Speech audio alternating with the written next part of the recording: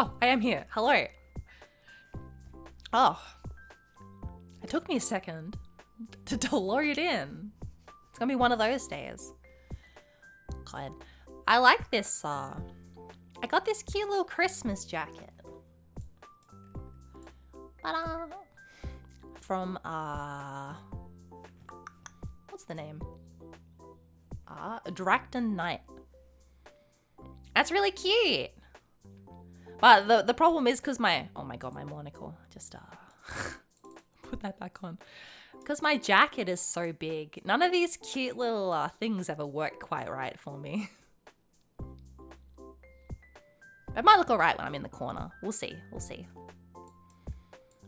Oh, sorry I took so long today. Sitting on the waiting screen. I was waiting for the Vegas video to finish rendering, the little recap video, and then I was trying to open everything that I need for stream because I was too scared to do it while the video was rendering because Vegas crashed like 4 times. So that's why we're late. And that's why we sat around for so long. We have Papa Sony Vegas to thank for that. I got my hot honey lemon. I'm ready to read. It's cooled down enough today, so it's not gonna burn me.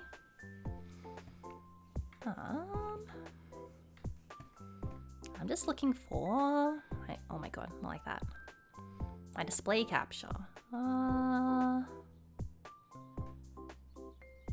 Because we're going to be detected. Oh god, not like that.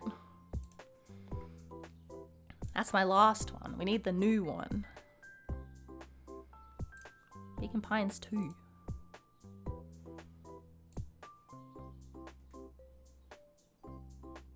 Hopefully it has sound. Hi! I'm back! It's the real me. Oh god. Okay, let's go. We have to find... Oh god, okay. That's...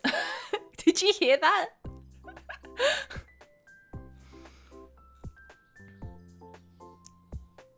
Was the sound okay? Recap time. I'll turn off all the background music and stuff. Okay, good. Wow. Alright, it's recap time. In case you forgot the trauma dump from last time. It's time for a cheeky recap. Alright, I'll see you guys in like... God, how long does this go for? Oh my god, like 9 minutes. I'll see you in like 9 minutes. I cut it down as much as I could. It's alright. It'll be okay. I'll miss you. I'll see you in like 9 minutes. Don't worry.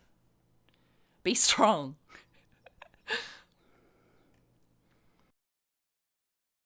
Hi! I'm back. It's the real me. Okay, let's go. We have to find Rollo. Oh! I found him! Man, I'm so huge brain. For a moment, the two now shared that same wistful gaze. Oh yeah. I'm like, why is Luca, the 12-year-old, got to reminisce about? Oh, that's right. His dead dad and his missing mom. You know, I have been wanting to get some work done on the MCDC at Mission Control. The aim is a bit unpredictable.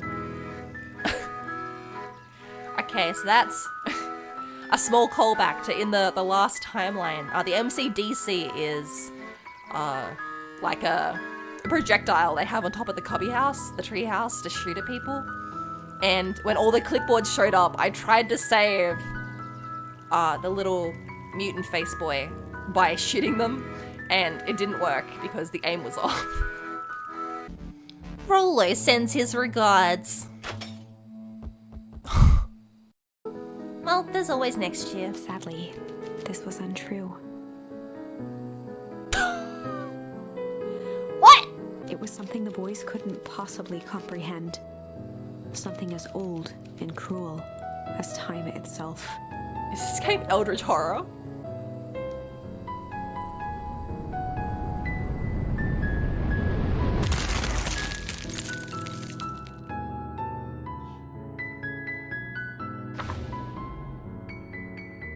No! In a silent treehouse, turned statuary. In a town brought low by its secrets sits a pair of friends, alone, together. That's so sad. For the rest of time. No! Oh my god, she's gonna make it late for Rollo again. That's Eris Valentine. Who's she talking to? Shh. It's the guy that gave us a kidnap. The mysterious figure retracted their mask, hair pushing out from Oh my all god, who is corners. No! Not Jima! No! I can't believe. I thought it was gonna be the old creep man. A lovely jam. There's gotta be 100 down on their lockdowns out there. Why is Perennial Harvest so invested in helping Beacon Pines? You know what I love most about the agriculture business? Seeds. It's not just one, I'm guessing there's like one like overall big mystery, which is this foul harvest that happened 6 years ago. But there's just a billion different suspicious things happening in this little town. It's about damn time what you tell me what this foul harvest thingy is. Yes, Luca, tell me what this foul harvest is. There used to be a fertilizer company here called Valentine's. Around 6 years ago, Sharper Valentine suddenly died. And something changed. Could have been a bad batch. Maybe it was in the water, or air, or soil. Nobody knows. But all the crops died. The crops came back, but something was different. You plant a crop, do everything right, and it's sort of a crapshoot what happens. And no one knows why? Nope. Rollo, what on earth is that? Yay! We are twins! That ridiculous thing on your head. What the fuck, Luca? You want to say that to me? In this house, we respect hats of every kind. Hat haters, get out of here. We only respect hats in this house. We love hats in this house. Let me just yank on this random teacup As and... Beth pulled on one of the teacups, it slanted forward with a hollow click. How did Gran build a whole hallway? And hide it with a hutch, Grandma's secret stash. Barrels marked caution, explosive.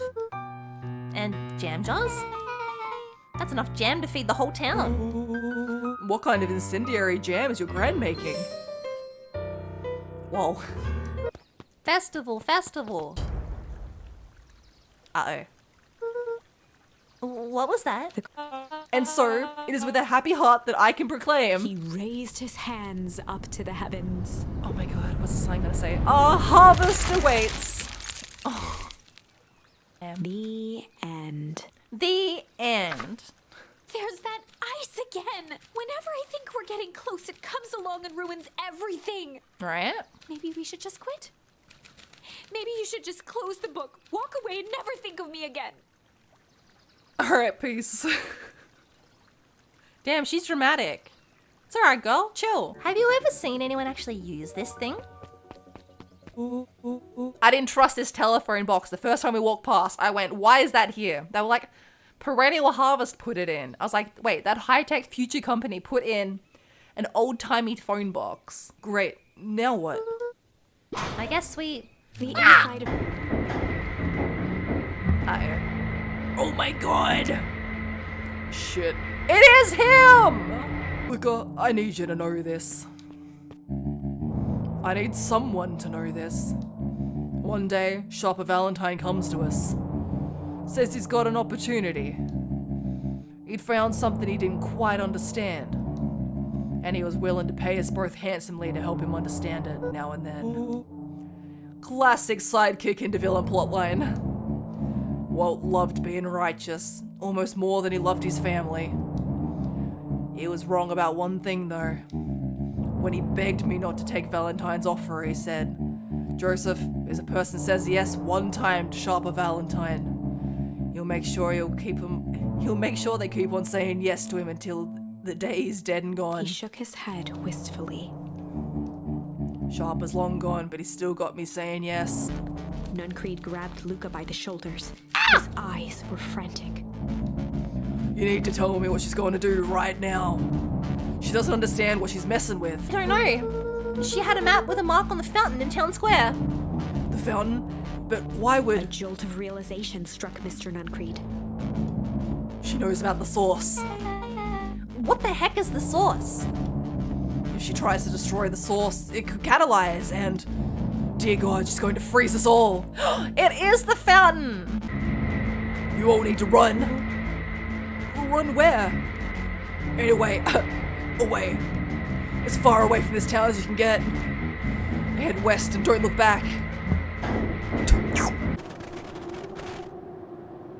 Yeah, look, we're at Beacon Pines. That's the sign. This looks... Familiar, yeah. You've got it all wrong, Juniper. Just hand over that torch. You don't understand what you're doing. How could I possibly trust you to do the right thing? Walt told me everything. He trusted you and you betrayed that trust. Luca, did you know that this man's entire life is a lie? If it weren't for him, your father might still be alive. Oh God. No! Don't make me make a choice! Luca's mind flooded with questions. The wind calmed, as if to give him the stage. And in the stillness, he began to... Oh, I only have one choice.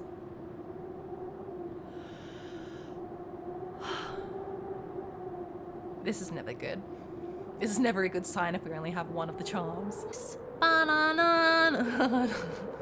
We're dead!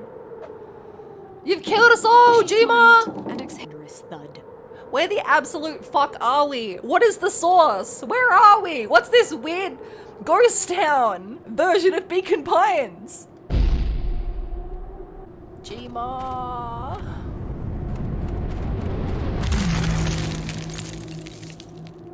Hello. Gran only had time to spin around and run to Luca. Her attempt to shield him, an honorable but trifling act. Unflinching love, pitted against an unthinking horror. Oh my God. I bet the charm we need is probably up this other branch, so we'll probably have to go up there next time. A lovely jam.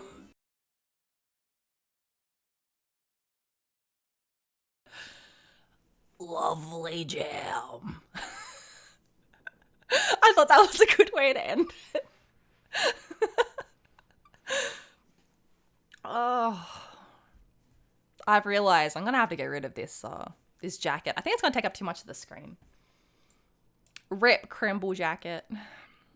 We'll miss you. Oh, that's not what I meant to do at all. Please, sir, get off. Get off. Away. Oh, my cat's going nuts. Oh, and it's so quiet because we don't have the background music again. But yeah, okay, that's what happened last time. We had a lot of freezing to death. We died like 3 times. It got wild. But now we're gonna go up the other branch and go see if we can find the charms that we need for... I'm guessing that branch that we went up is like the correct path, basically. But we didn't have the right charm to get through the event. I'm guessing that might be like, not the final event, but like one of the big turning points, right? I just realized this game screen's going to be wrong too. Let me see if I can fix it. Oh, no, never mind. It's working. Lucky. Turn the sound on. See if the controller wants to work today.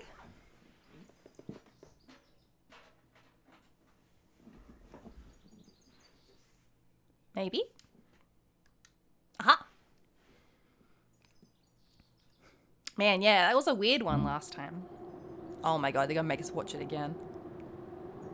Juniper, don't. Ignoring his final plea, Gran flung the torch into Man, the I didn't have to deep keep darkness. this. my god, Luca's like on his knees. He's still smiling And though. exhaled in relief. Mr. Nuncreed moaned in resignation.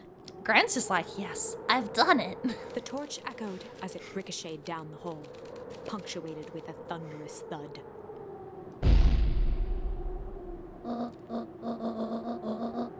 You see, Joseph, I've learned one very important lesson in life. If you want things to change, you must be willing to Before Gran could finish, murder yourself and your Gran shook her grandson. to silence. Oh my god, I missed it when I was doing the recap. Do you remember that Jima is like, maybe not our Jima? We found like her death certificate from like years ago in the library. I just remembered that.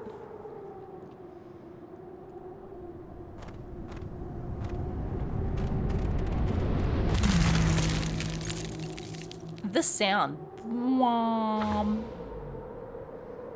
Gran only had time to her attempt to Yeah, I unflint. know. There was her We warm just saw this. embrace froze in an instant. That is where they remain, fixed in place, forever. Forever. And so, our story ends on this melancholy scene. In a town brought low by its secrets, sits the frozen statues of a misguided band of meddlers. It's not, nothing's quite caught me off guard like the first time they froze, when it was just Rollo and Luca in the treehouse, and they just made up after that big fight. And they were just chilling, being cute little friends. And then, just out of nowhere, they just froze to death. That one made me the saddest so far, I think. This was still pretty sad, but it was just like two friends frozen together forever. It's The like, damn. end. Well, that was dire.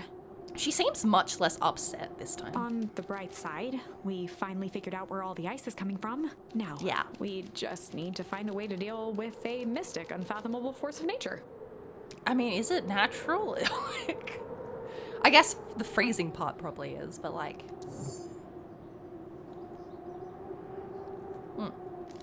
Alright, so we're going to go up here and try and run instead of fight when all the clipboards come to the house to try and get Man, I forget this kid's name. The kid that we splashed the stuff on his face and his face got all messed up. Lucas' mind raced. He was caught in a trap. What do you do when there's no hope? Iggy wiped his cheeks with his sleeve. What are you gonna do, Luca? Luca drew himself up and decided to take the only option they had left. Okay, we're gonna run instead of fight. Fight did not work last time. Fight was bad. Luca drew himself up and decided to take the only option they had left. Flight. He squinted down the barrel of the mission control defense cannon, aiming it through an opening in the dense tree branches.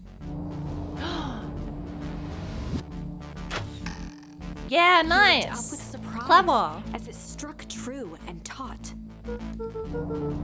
Wow, I can't believe that worked.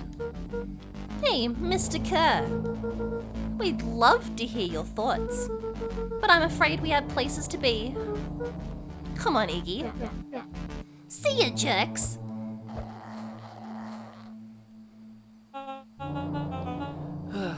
Fine. We know where that leads them. This way, we'll take the tunnels. Luca and File Iggy on outta raced here, as they clipboards. sprinted through the thicket. The branches clawed at them, reluctant to give passage.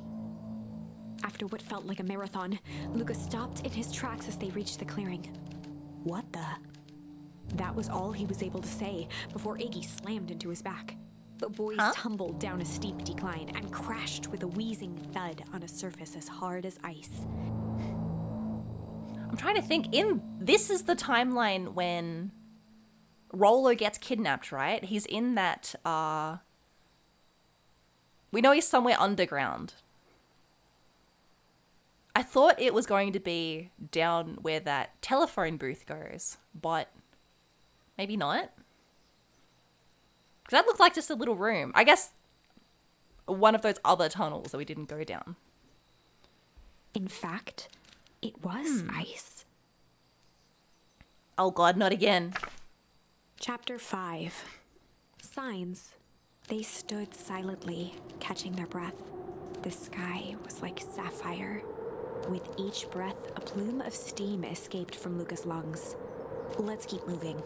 Luca pulled Iggy to his feet as they gazed Why is across it the snowy cold? terrain. I thought last time this happened we'd gone to some weird Beacon Pines, but this just is Beacon Pines again.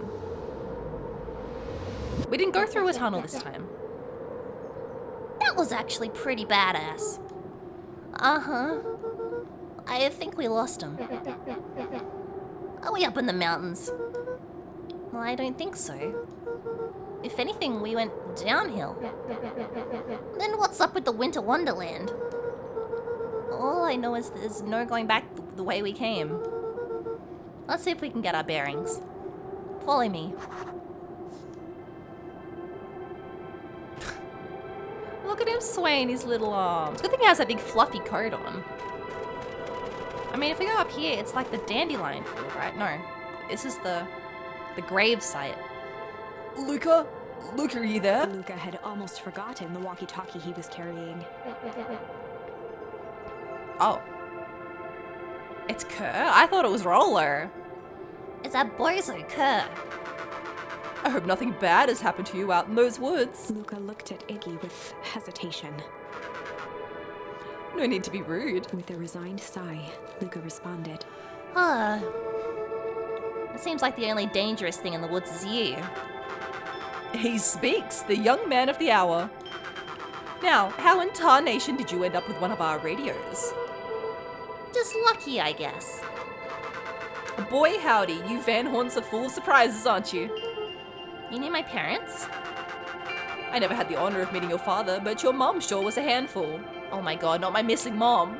Luca winced, shoving the walkie-talkie back into his pocket. You don't want to know what he has? I guess he's probably not going to tell us anything. We gotta keep moving. He just doesn't recognize the grave when it's covered with snow. He's never seen it like that before. Like, this is the tunnel we came out of last A time. disc of smooth metal was lightly covered in snow. 2 faint seams were visible along the surface. A manhole cover? If it is, I've never seen one like it. Yeah, I thought we must have went through, like, you know, like a tunnel to a different reality or something last time. And that the fountain was like the thing that linked them, that blew up. But this is just, they just ran through the forest this time. God, this has got some real Stranger Things vibes with the guys walking around in the suits. What's the readout? Sitting just above 258 Kelvin. Yeah, it's like old Beacon Pines. That's down a bit from last time. Should we report this to Mr. Kerr? All I could think is, remember when Perennial Harvest came in? They booted everyone out of the town. Is this the old town and they rebuilt a new town and moved people back into the new town and no one noticed somehow? Surely not, right? That'd be crazy. Should we report this to Mr. Kerr? Meh, still within safe ranges. It may be spreading, but it's under control for now. Even a small nudge at equilibrium could cause a cascade. Dude, relax. Just a few more sites to hit before we can punch out. Let's get this over with.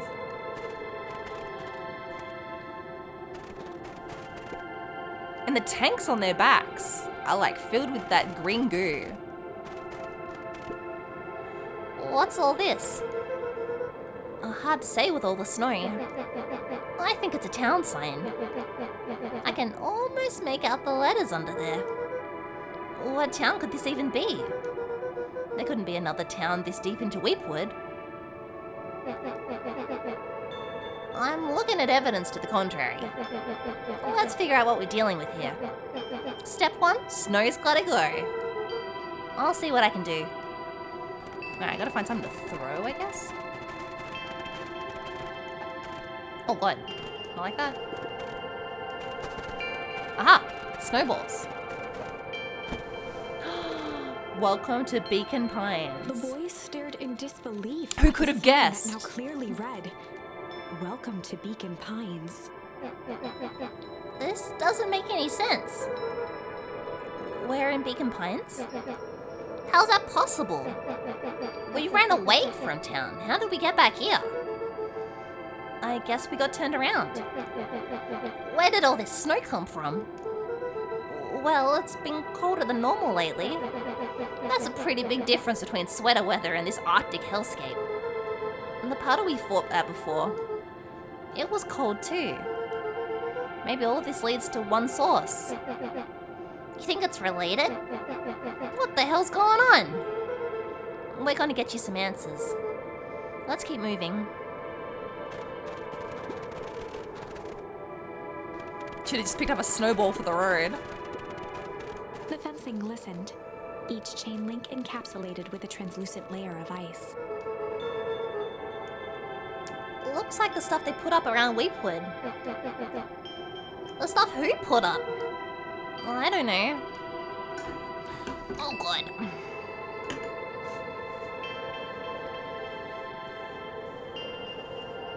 That was close. I almost spilled my drinky.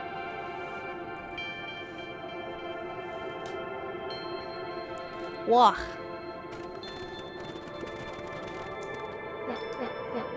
It's all frozen. Looking down at the frozen stream, Luca could faintly see a school of minnows encased in the ice. Oh Whatever happened here, it happened fast. The fish didn't even have time to run. Or, you know, swim run? no! Yeah, swim run. The crunching of footsteps trailing Luca went hush. Iggy, He what's looked wrong? back to see Iggy's face twisted with confusion.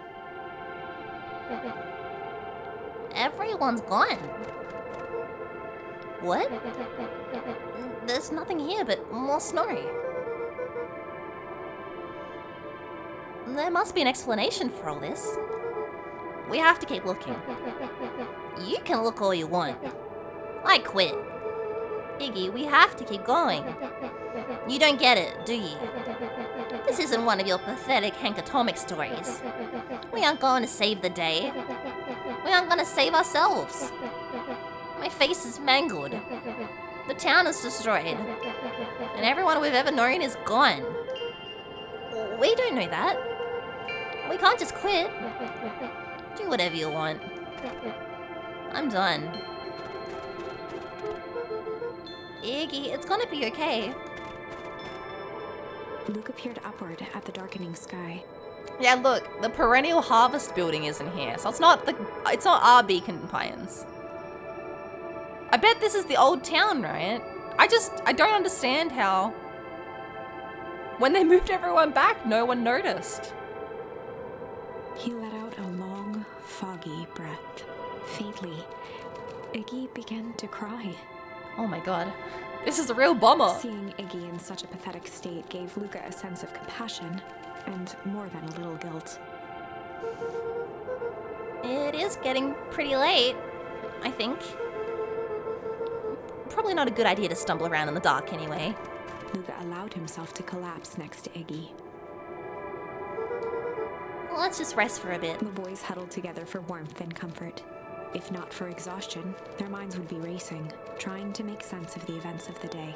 As it was, all they had energy for was to sit in silence, numb. Don't just sit in the snow, boys. It's not a good idea.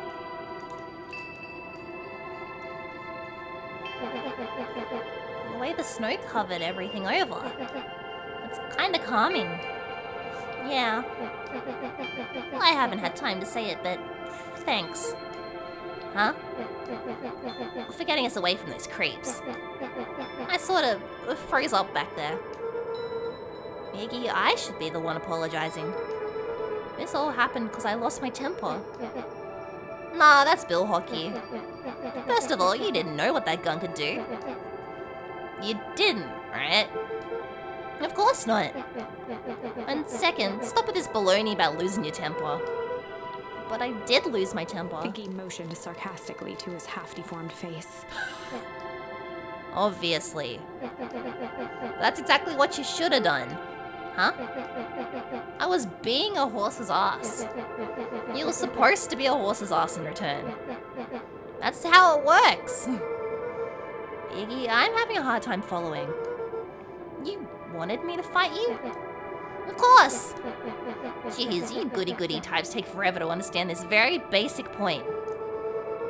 Why would you go around saying cruel things trying to get into fights? Iggy shrugged. It's something to do.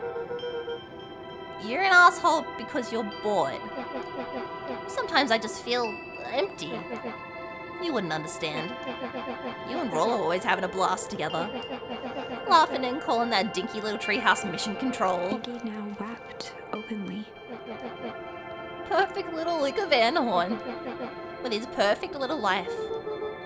My life is not perfect. Dude, both his parents are missing. Everyone in town likes you. Not everybody.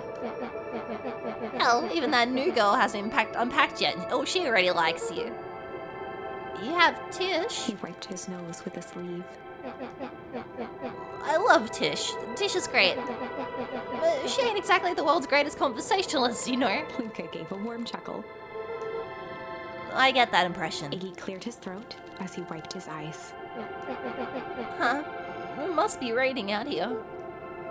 Definitely. Iggy arched into a wide yawn. We should probably try to get some sleep. Yeah. Let's just lay low for now. Tomorrow we'll get to the bottom of all of this. Luca's eyelids began to slowly drift shut. Luca? Yeah? I always did want to see what was inside of your dinky little treehouse. What do you think? Not bad. I'll give you the full tour when we get back.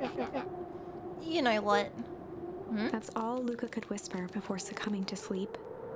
They gonna die out here in the snow? Iggy snuggled in some more. When it comes to the worst days of my entire life, this one wasn't half bad. This wasn't one of the worst days of your whole life? How? Oh my god. The house smelled of warm bread. Oh my god. He's gonna hallucinate himself to death in the snow. Luca was playing with toy blocks on the living room rug. He looked up to see his parents on the couch. His mother held his father's head in her lap. She idly stroked his hair while humming a song. A voice behind Luca spoke. "This is how you remember them, huh?" Luca turned to see his own face.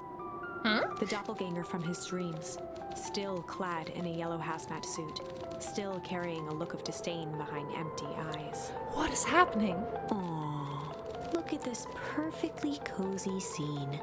You know it wasn't really like this. What? The figure picked up a toy block and inspected it.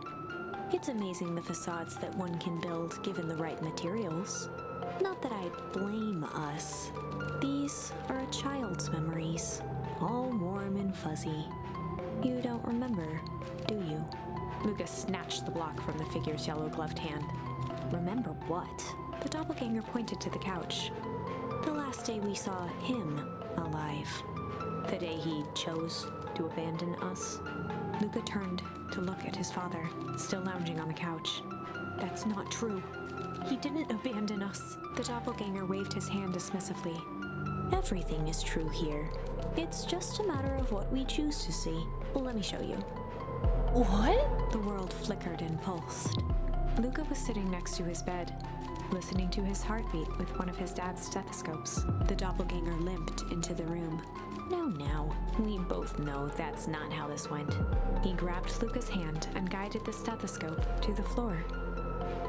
Oh my god. Luca heard muffled shouting, brought close by the stethoscope. It was his parents, fighting. Do you remember what we did next? Luca gave a slow nod and crept down the hall to peek through the banister. He could see the outline of his mother at the bottom of the stairs. Damn it, Walt. We can't afford to get involved in this. She was scared. His father stepped forward. What am I supposed to do? Just watch? There's a sickness in this town, and we both know who's behind it. I swore an oath to help people. I won't turn my back on them. Luca's mother grabbed Walt. She was crying, pleading. I can't lose you. Walt calmly removed Eleanor's hand from his shoulder. What's right is right, and what's wrong is wrong. I could never live with myself if I let Sharper get away with this. Eleanor raised her voice. Spare me your bullshit platitudes. What about our son? Luca flinched, dropping the stethoscope down the stairs. Oops. Walt turned with a panicked smile. Luca, is that you, buddy? With tears in his eyes, Luca descended the stairs. Oh God. Mom? Dad? What's going on? Walt dropped to a knee to meet Luca eye to eye. Nothing, buckaroo. Your mom and I just got a little overexcited is all. Luca placed the stethoscope against his father's chest. His heart was racing. It sounded like you were going somewhere. Walt gently removed the device from Luca's ears. Listen to me, Luca. I have some business to take care of. I'll be back in time to tuck you in. Luca hugged his father tightly. Promise? Walt stood up and walked to the door. He glanced over his shoulder. I promise. With a wink and a grin, he put on his hat and strode out into the evening sun. Whoa, who's this? A figure approached soundlessly from the foggy snowfall. So cute. It stood above them, lingering in contemplation. Slowly raising one hand above Iggy, it snapped out 2 brisk raps on his head. Just clock him in the head. From a deep slumber, Iggy sprang up defensively. Get your hands off me. Whether it was the calming presence or the recognition that he was not in danger, Look at them, they're so cute. Iggy felt his clenched fists lower. Oh. Just what do you think you're doing? Luca looked up, gradually remembering his whereabouts. A mysterious cutie. The figure exhaled a cloud of warm vapor. You two certainly have caused a lot of commotion. What's that supposed to mean? Take it easy. Take it Iggy easy. We were busy. We were sleeping, minding our own business. You're the one running around knocking on people's heads. I'm sorry if I hurt you, Iggy. You didn't hurt nobody. Anybody. Huh? Oh, I see. You think you're better than me. You... When it came to complete strangers, Iggy had trouble cobbling together an insult. You big-hatted, scuffy-necked furball. Mm-hmm. Okay, let's lower the temperature a bit here. Interesting choice of words. I mean, let's just all calm down. Who are you? A friend? An observer? A hitchhiker on the infinite expanse of possibility? Pardon? Great. How about a name? If you must call me something, you can call me Nat. Iggy huffed with gratification. How about you make like a gnat and buzz off? Very well. Nat began to turn away indifferently. Wait. Do you live here? You might say that. So, you know where we are? You might also say that. Look, pal, we just want to find a safe way out of here. You gonna help us or not? Before knowing how to leave, one must know where they are. Alright, that does it. Luca, I don't know about you, but I'm getting out of here, one way or another. Iggy turned sharply and began to stomp off. He's out of here. Enough of the riddles. Iggy, wait up. Realizing he'd worn their patience then, Nat relented. Very well. I suppose this isn't time for metaphors. I'll show you how to get back home. Luca and Iggy turned around with hope in their eyes. Come here. Nat took a deep breath in. Close your eyes. Nat exhaled slowly, then snapped his fingers. Okay, open them. For a brief moment, Luca and Iggy let themselves believe that some great magic was about to unfold. until they opened their eyes and found themselves in the exact same place, cold and disheartened. This is your home. This is Beacon Pines. Look, Nat, we don't know how we got here. Maybe we stumbled through some time travel gate in Weepwood. Or we teleported to some alternate universe. Or this is all just some cruel experiment by Kerr and his goons. But this is not our home. You're inching closer to the truth. Alas, the reality is much less fanciful. Damn.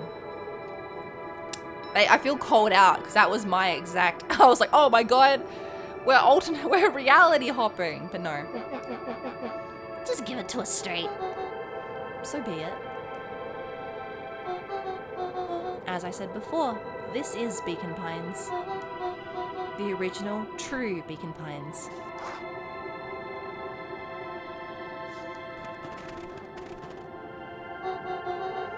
You both grew up here, but the town you called your home for the past several years is a replica.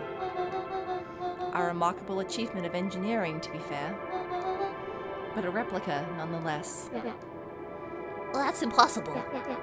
It's too much work. You'd need a whole town to replicate a whole town. Indeed, to pull off such a feat would require immense labor power. That which could be moved would be moved. That which could not would require a precise duplicate.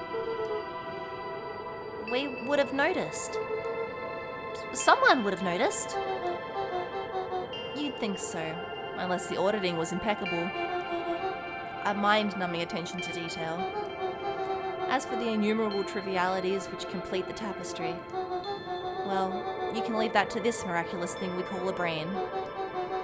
It has a real aversion to discontinuity, a revulsion even. The brain has a wonderful way of smoothing out the rough edges to keep us sane. Luca and Iggy looked around uncomfortably. Oh my god, I can't believe. So, you're saying that someone made an entire new town and moved us all, and no one noticed? Precisely. But why? Why is one question that can never be answered with certainty. The best one I can do is to uncover. Nat narrowed his eyes, furrowed his brow, and uttered, The source. Why'd you say the source like that? Why indeed. Luca began to laugh uncomfortably. It's all ridiculous. There's no way they could. He looked down at his feet. His eyes started back and forth in contemplation. With a sudden pain, a thought struck him. If this really is home,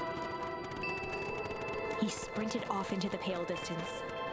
I guess he's going to his original house? As Iggy turned to follow, Nat called out. Iggy. It's not too late to turn back. Simply head west through Weepwood. Peace. Man. Chapter 6. The Source. Oh my god. Nat expressed his sympathy with a shrug and sauntered off as unassumingly as he'd arrived. He'd given Luca and Iggy what they needed, and nothing more. As Luca sprinted across the snow, the events of the past few days became clearer, pieces to a larger puzzle. Rollo said he was underground somewhere, captured. Mr. Kerr tried to cover it up with lies. The clipboards were hell-bent on capturing Iggy. It all seemed to point to Perennial Harvest. But right now, there was one thing that Luca needed to know. The grave? Luca stopped dead in his tracks. The tree was gone, uprooted and moved, Huh. leaving a raw gash in the earth. That's why the tree isn't there. Damn, they moved the tree. He dropped to his knees and dug wildly at the cold snow. His numb hands hit something hard. A headstone. Wait, so they moved the tree, but they didn't move the headstone? Was that just like a step too far, moving a headstone? A dry whisper escaped Luca's lips. you're here. All this time, I thought I was visiting you. But you've been here, alone, in the snow. Did they not move the body? I guess not.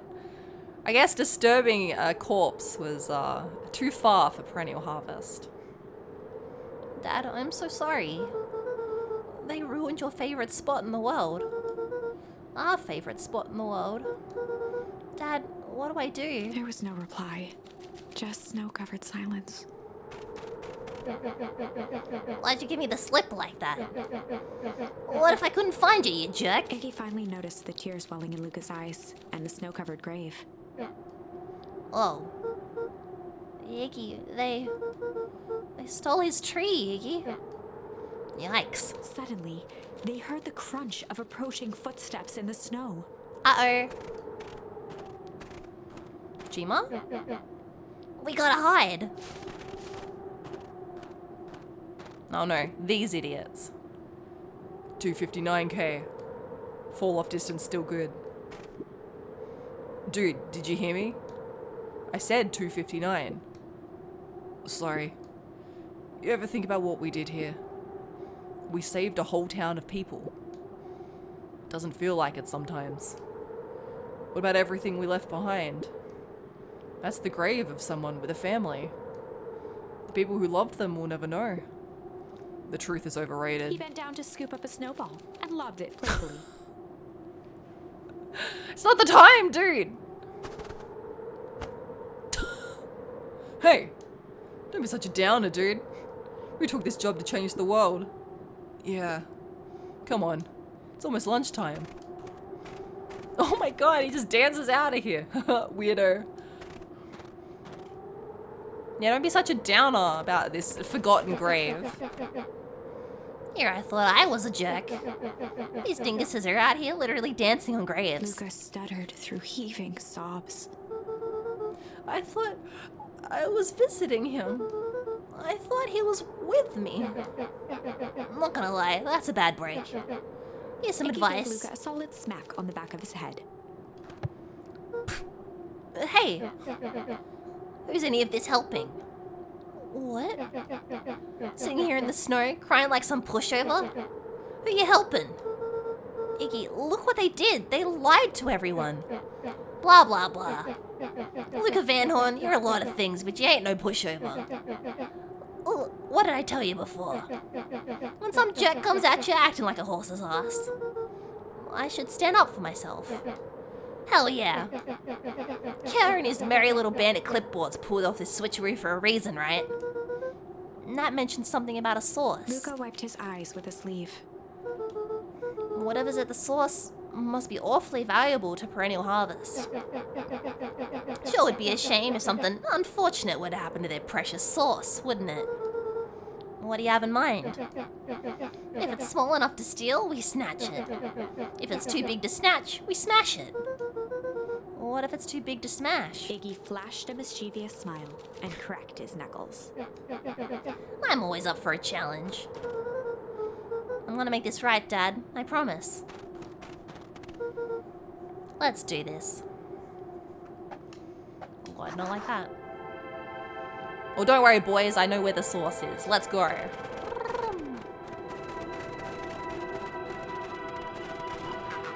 Oh, it can get awfully cold in those woods, Luca. Probably best you two stay put and conserve your energy. Help's on the way. Where's Rolo? Where's my mom?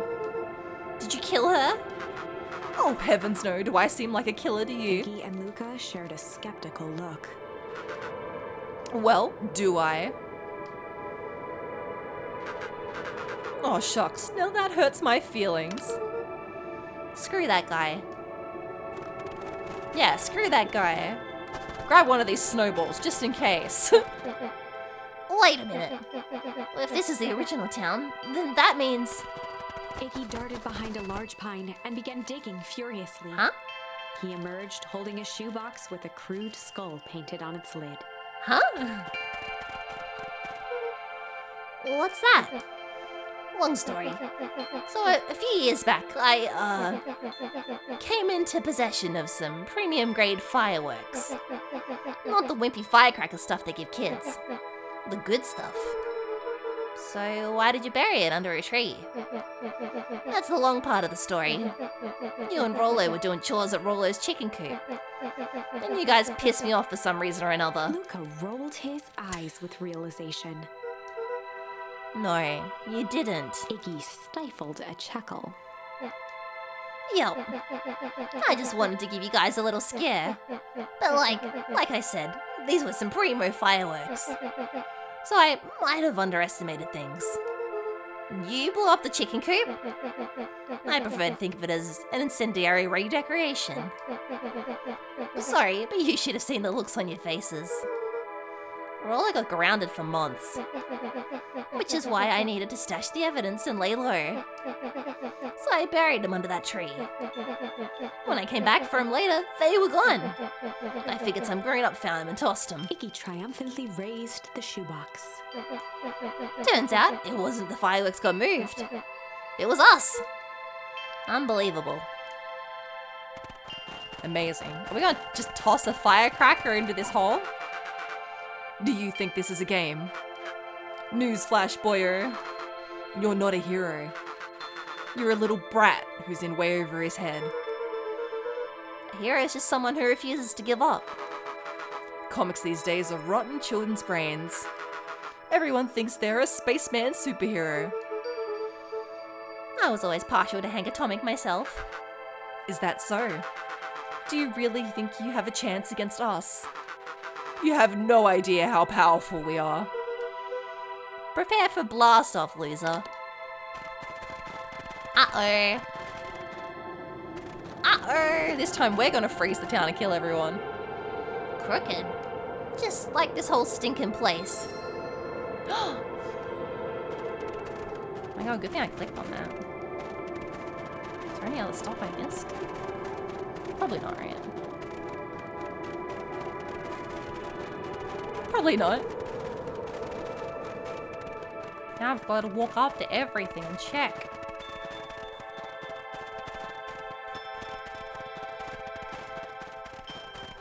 What about this waste over here? This stuff looks familiar to you. It looks like the barrel near the puddle I, shoved me into, yeah.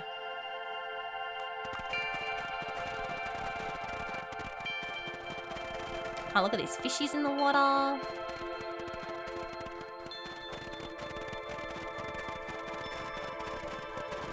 Oh, not like that. Not like that. Surely there wasn't anything up near the grave, right? There's nothing here. Wait. Just a snowball. We can't go in here. Grave, tree. No, I think we're all good. Just that one. Alright, Iggy, let's go blow it up.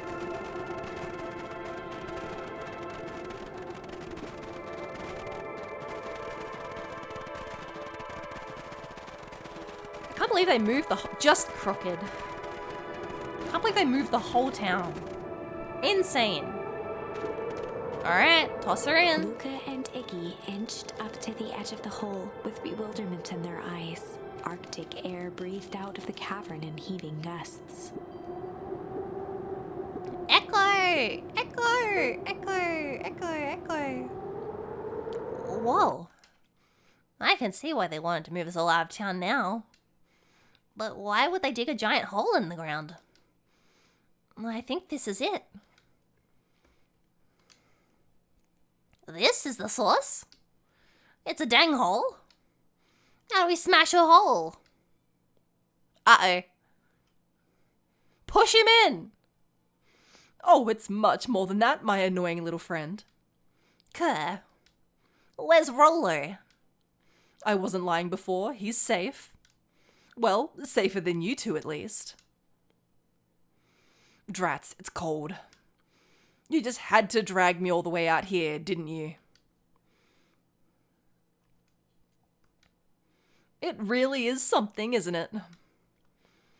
What did you do to our town? What is all of this? Well, that's a doozy of a question. This is the source, where they collect all the unrefined, Honestly, boys, I don't understand how any of this works enough to explain it. Fact of the matter is, I'm not paid to know. What do you mean you don't know? Ain't you in charge? Oh, heavens no. My role is merely to flash a winning smile and manage various complications. Complications like us? You are a smart boy. Oh God. He's gone crazy. He got a new face. It really is nothing personal. Some people are destined to strive for greatness, and others are simply obstacles along the way. Seems like you were destined to be a creepy lackey. The point is, we all have our part to play. Mine just happened to be lead in the role of a lifetime. And you just happen to be extras, ready for your curtain call. We aren't giving up without a fight. Your smile's not gonna be so winning after we're done with you. Now, boys, there's no need for melodrama. It makes even a professional such as myself embarrassed for you. Let's change the mood a bit. Uh-oh. Scene change. No! Oh my god! There, that's better. Deal with them.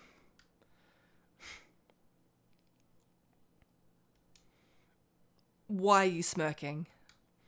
Because I have a box full of fireworks and you don't. Uh-oh. Stop. Let's not do something regrettable.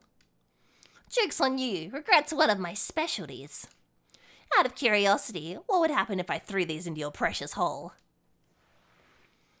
Nothing. Nothing at all. You're a terrible liar. I'll have you know, I'm an exceptional liar. Bop, that's far enough.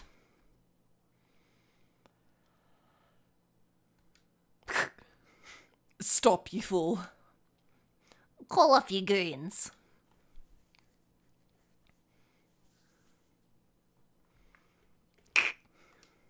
Very well. You can all head back for the night. It's been a long day. I'll handle these two from here. The clipboards just walk backwards out.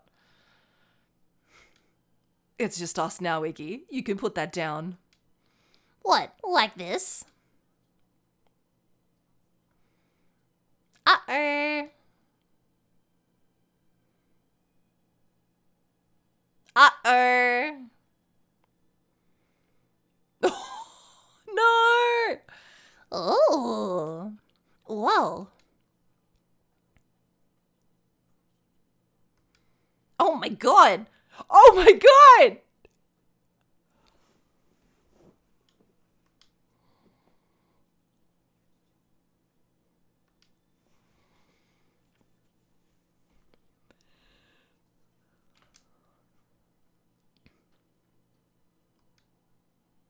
You reckless child, what have you done?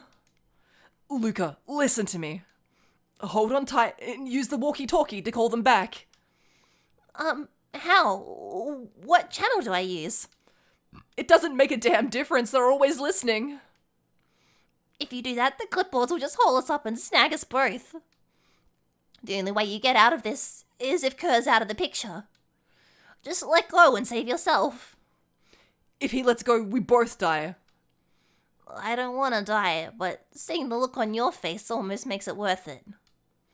Mr. Kerr, you've had a long life. Why don't you actually do something selfless and just let go?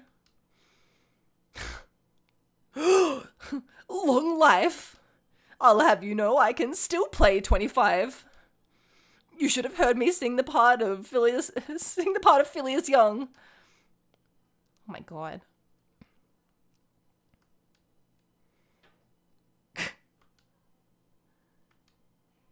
Wow, can you believe this guy? Great, I got hum.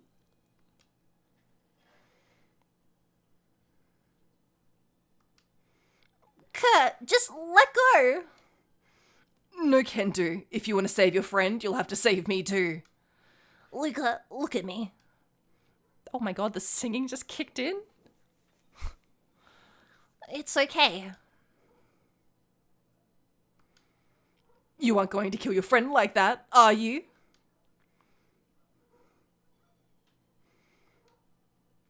I'm not his friend. Yes, you are. Nah, I'm just a no-good bully. Like you, Kerr. Iggy, no. And I told you what you need to do with bullies. I can't. It's your only way out of this mess.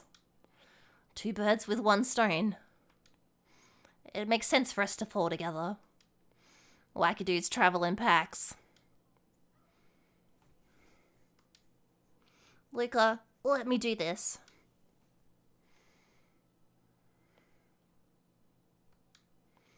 Let me do the right thing for once.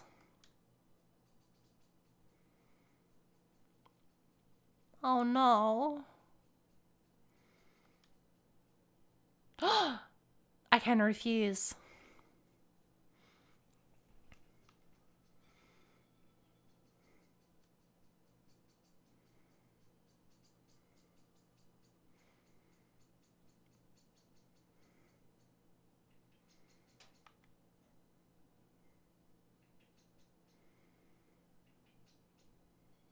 I don't want to.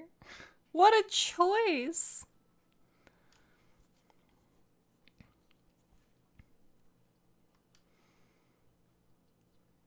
Ugh.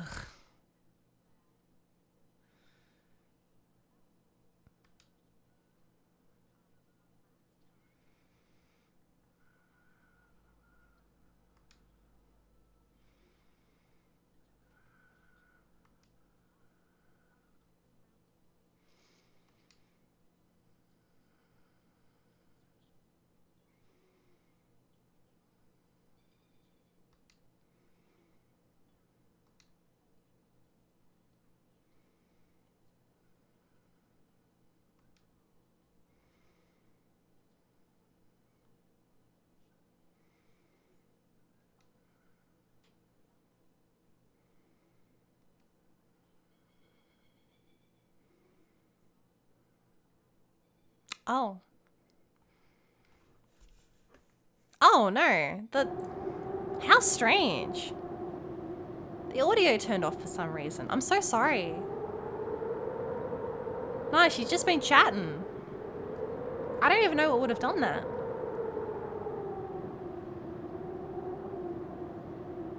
How weird. I think my OBS is haunted.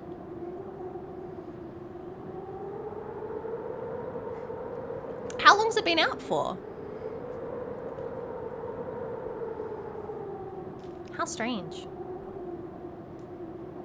Yeah, it was reading the whole time. I wasn't just sitting here in silence.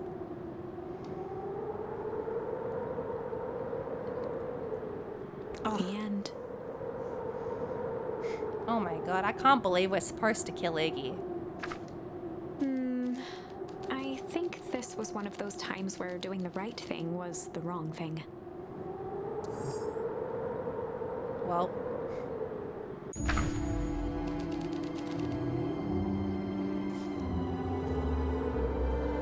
At least you'll get to hear it this time, I guess. Luca had no choice but to accept Iggy's request. With a quiet blink, Luca watched a teardrop sail down into the howling void. As his fingers slowly gave up, he met eyes with Iggy. Good.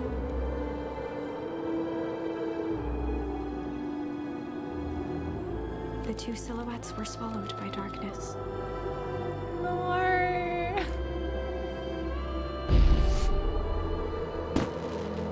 Eh?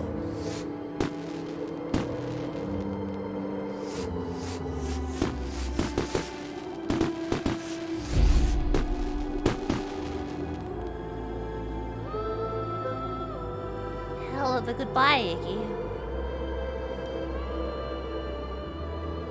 Did Nat know? Because she specifically just told Iggy that it wasn't too late to turn back.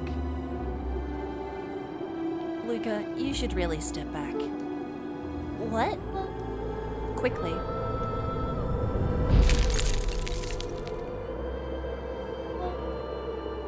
Curious.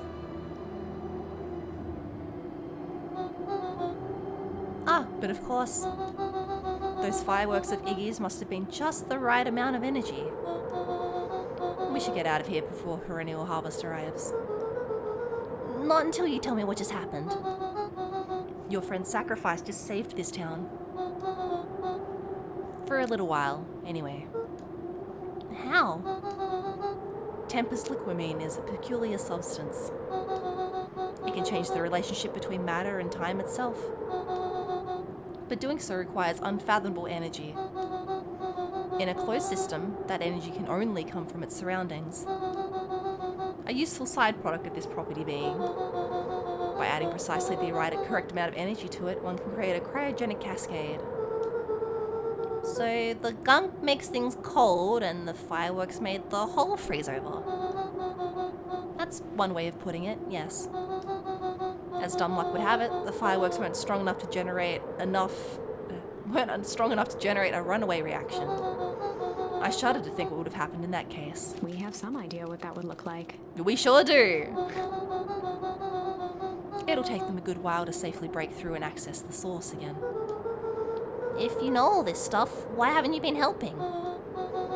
I have been, in my way. Each of us has our role to play.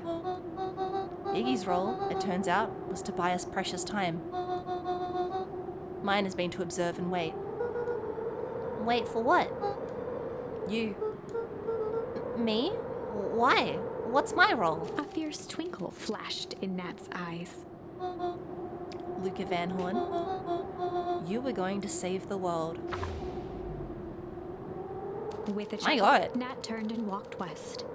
Dumbfounded, Luca followed behind him, trudging through the snow. Every step taking him further away from everyone and everything he knew, and closer to destiny. Huh? To be continued in Beacon Pines, Pines Harder.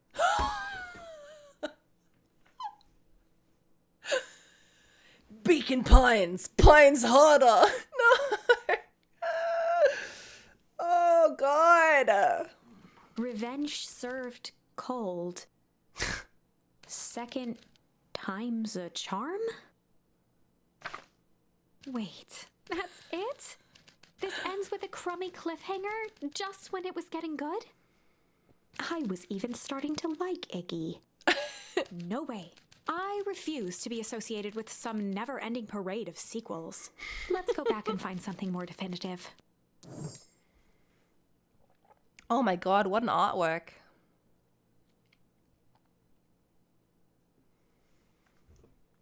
Okay, well, it's not that way.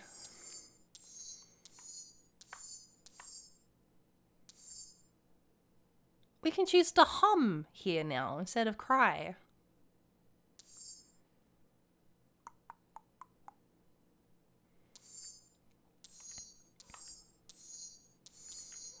Alright, let's go this way and do tickle first. This is back when we splashed Iggy's face. Time to bust out the tickles. Well, time to bust out the tickles. Hey Tish, wanna see something cool? Yup. Check it. Beck lunged forward and began to tickle under Tish's arms. Oh my god.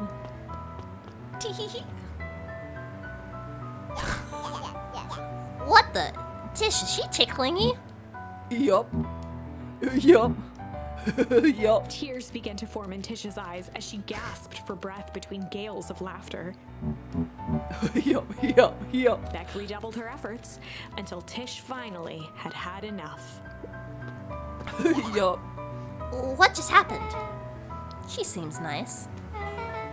Sorry for the interruption. I think you were just threatening us. Iggy's eyes darted around, a realization dawning on his face that he was now outnumbered. I just remembered. I have somewhere to be. See you around, new kid. Iggy kicked at the puddle before making his escape. No! Oh, that's right. She gets that grey spot in her hair, right? What a little creep. Beck, I think you got a little ooze in your Beck hair. shook the ooze out of her hair as best as she could. Is it bad? It depends. How are your feelings about having a more mature, refined look? Oh, God. She just runs. Chapter 4. The Best Policy. Luca paused for a moment, catching his breath. He'd only just met Beck, and somehow he already managed to drag her into this mess. Hopefully he could make it At up least to she her. didn't mess up But Iggy's face, finding though. Rollo was his primary concern. Right, and Rollo's missing. Oh, hey, Shep! We are having a good stream. We're doing some investigating. Luca, what the hell are you doing out here? And why did a kid with grey hair just run past us in a panic? Roxy and Fitz looked drained. It was clear they'd spent all day searching. That's Beck. I don't care who she is. What happened? We were just helping look for Rollo. Thank you! Yeah, I'm a little detective. Oh my God. Get down from there.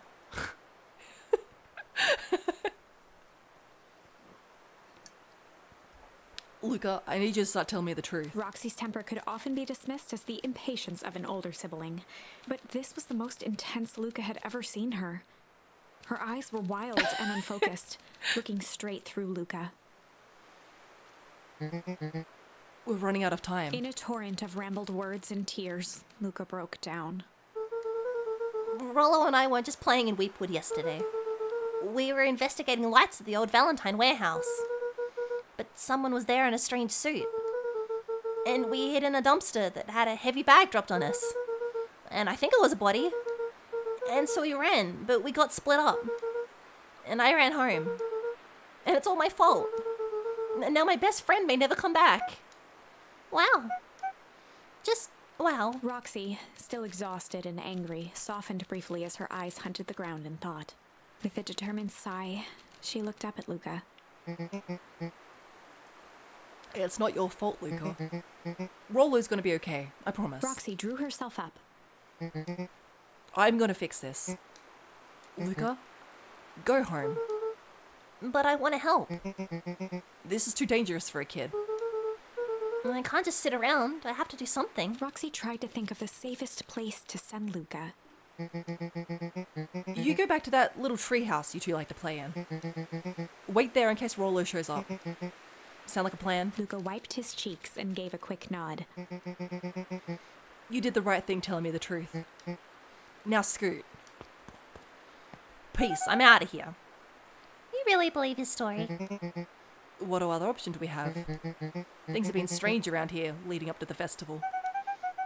My dad has been acting weird lately. Well, weirder than normal. Looking into the puddle, Roxy rubbed her arms to warm up.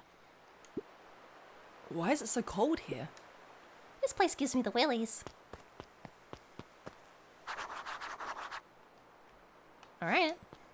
Back to the treehouse. Mr. Nuncreek jumped with a I start. don't want to see the Mr. Jam guy. Whoa, don't sneak up on an old fella like that. Sorry. Who were you talking to? What? Luca motioned to the phone booth. Oh, no. I was just checking it out because I thought I heard it ring. But the dang thing never does, of course. Yeah, I've never seen anyone use it, really. The whole thing is a waste of money if you ask me. Any word from Rollo yet? Not yet.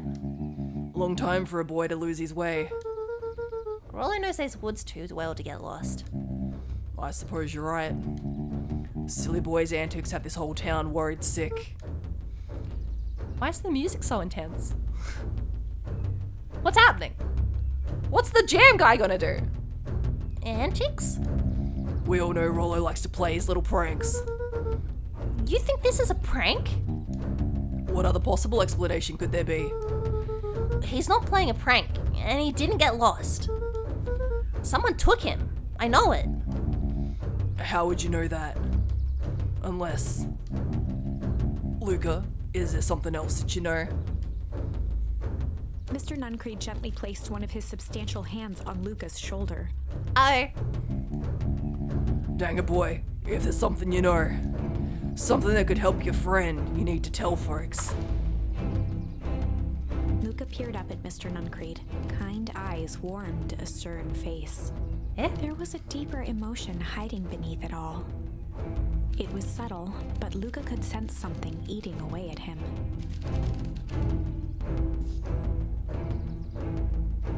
I only have one charm here. This is so strange. There was a deep God. sadness. I mean, I guess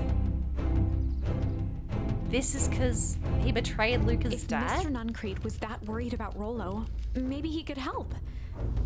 Uh-oh. yesterday Rollo and I were messing around at the old Valentine warehouse. Mr. Nuncreed raised an eyebrow. Both of you? You were with Rollo when he went missing? Oh my god, this guy kidnapped Rollo. Not exactly. I was hiding in the dumpster. The dumpster? What were you doing in there? At first, we were just looking around. Then someone in a strange yellow suit came and dumped something on us. We both got scared and ran. That was the last I saw of him. You got scared by some garbage? Well, that's why you don't go skulking in someone's dumpster. It wasn't garbage. I think it was a body. I'm sure it was just some trash. No, there was a name tag. It said Deep Engineering. Mr. Nuncreed's shoulders slumped. No! Wish you wouldn't have said that. A deep sigh bellowed from his chest. Why did you have to? I tried, Luca. God knows I tried to keep you safe. Luca attempted to take a step back, but Nuncreed's hand clamped down on his shoulder. But you Van Horns just can't help yourselves, can you? We were all so close to being done with this. With a firm shove, Nuncreed manhandled Luca into the phone booth. What are you doing? It's out of my hands now. The door latched shut with a mechanical hiss. Shit. It is him! Oh my god. As Luca pounded the glass, the floor dropped from under his feet. The inside of the phone booth was now a loose capsule plummeting at gravity's whim. Luca winced and pressed his hands to the walls. As he braced for impact, the capsule hurried to a surprisingly smooth stop.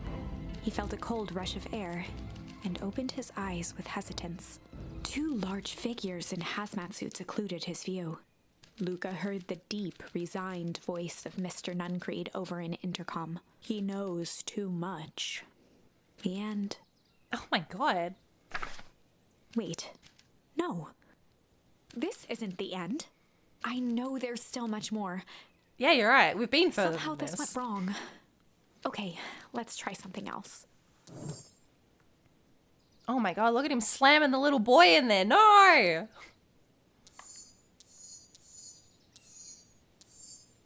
Alright.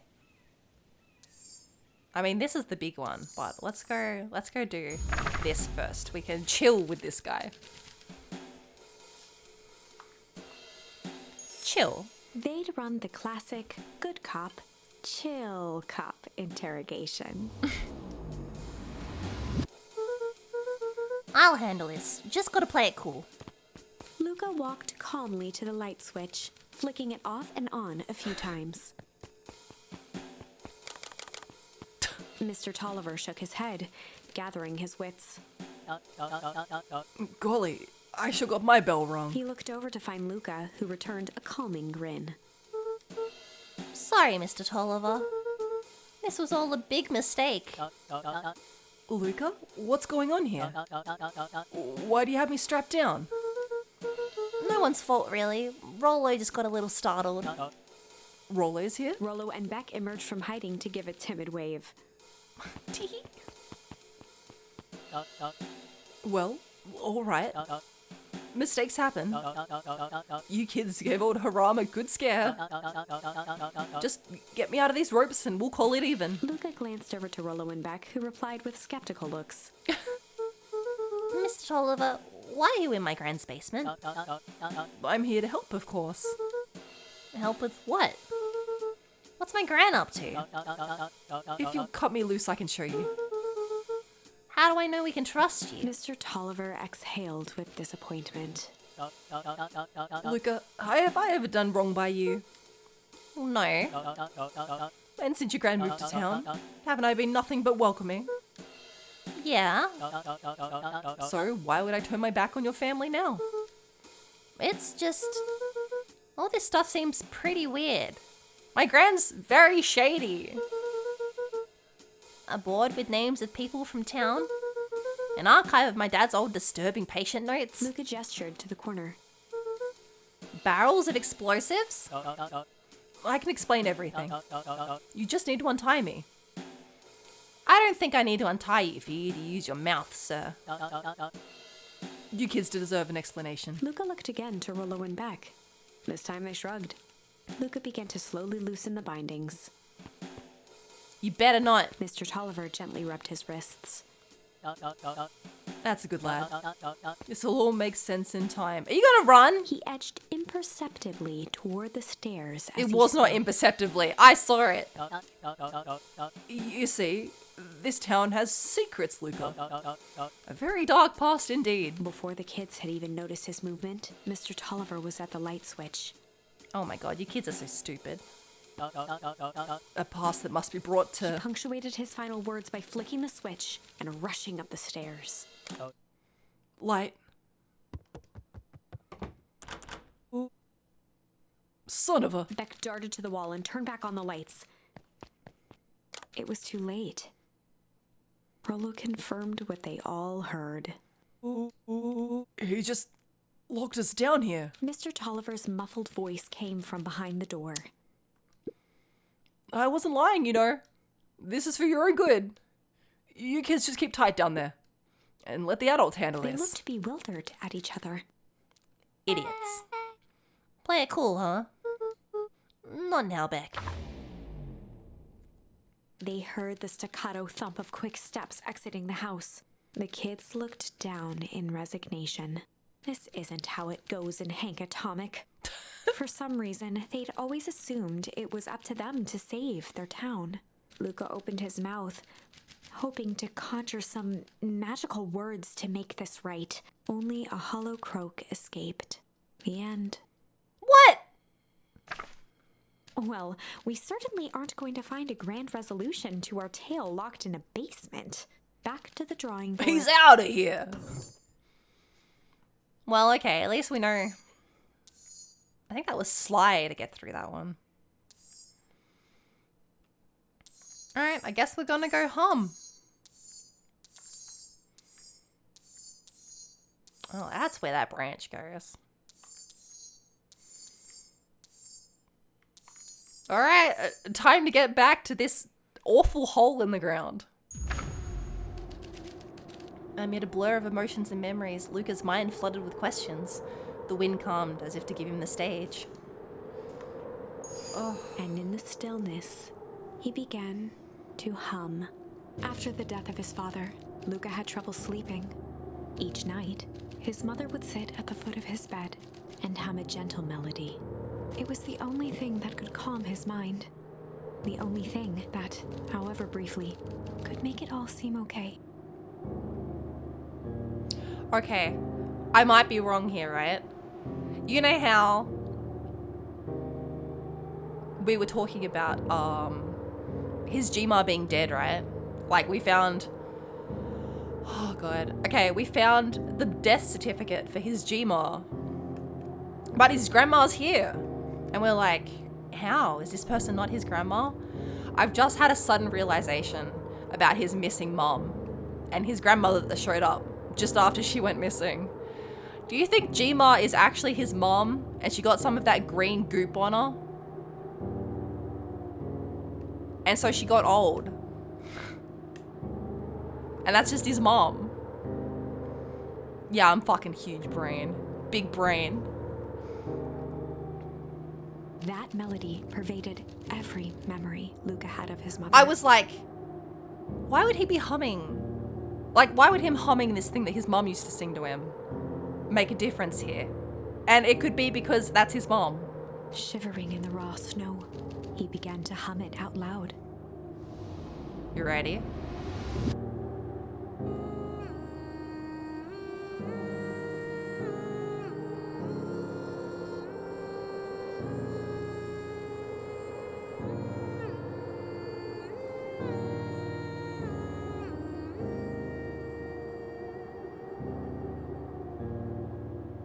Gran lowered the torch, listening closely.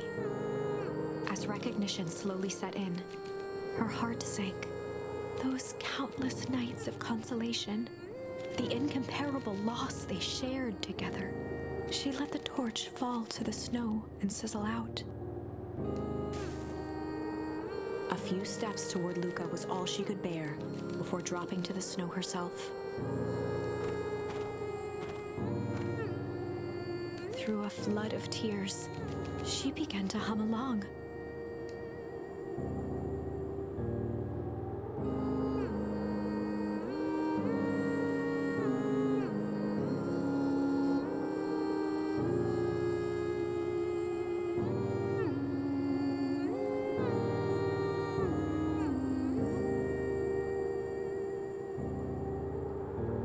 Luca lifted his head in astonishment.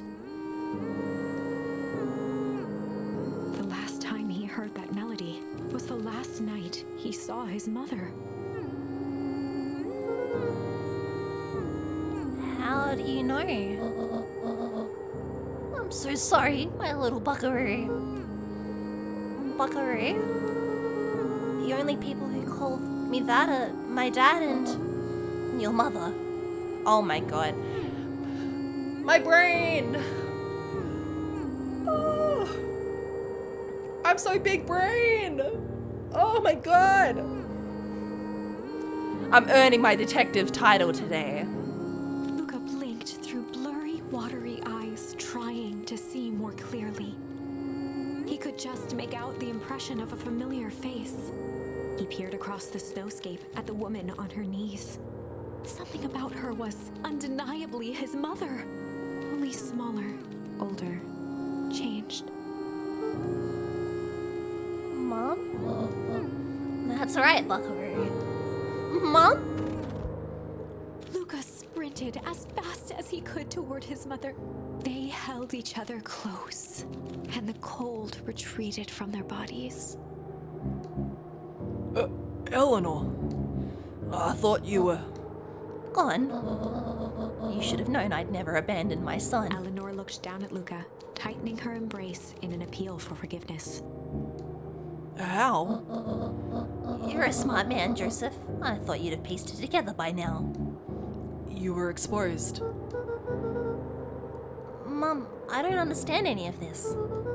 What happened to you? Where did you go? Why did you leave me? I never left you. I was always right here, Luca. Why did you lie to me? It tore me up, Luca, but I did it to keep you safe. I thought that getting answers would help us both move on. But the more I discovered, the more I realized the danger we were in. Until Perennial Harvest was stopped, it was better if everyone thought I was gone. You could have trusted me. These are bad people, Luca. They won't stop until they get what they want. And they don't care who gets hurt in the process. Then what do? We have to stop them. Joseph slumped into the cold, wet snow. They can't be stopped. This is too big. I tried beating them at their own game. I'm done fighting fire with fire. For the first time in a long time, her voice felt like her own again. Oh. No more lies! I see now there's a better way to stop Perennial Harvest. The cold, hard truth. Luca gazed down at Nuncreed with pity. She just had a He frog in looked her throat. She's coughed. It's out now. She's not old anymore. Joseph stared into the snow, as if searching it for answers. Come on, everyone. We've got a party to crash.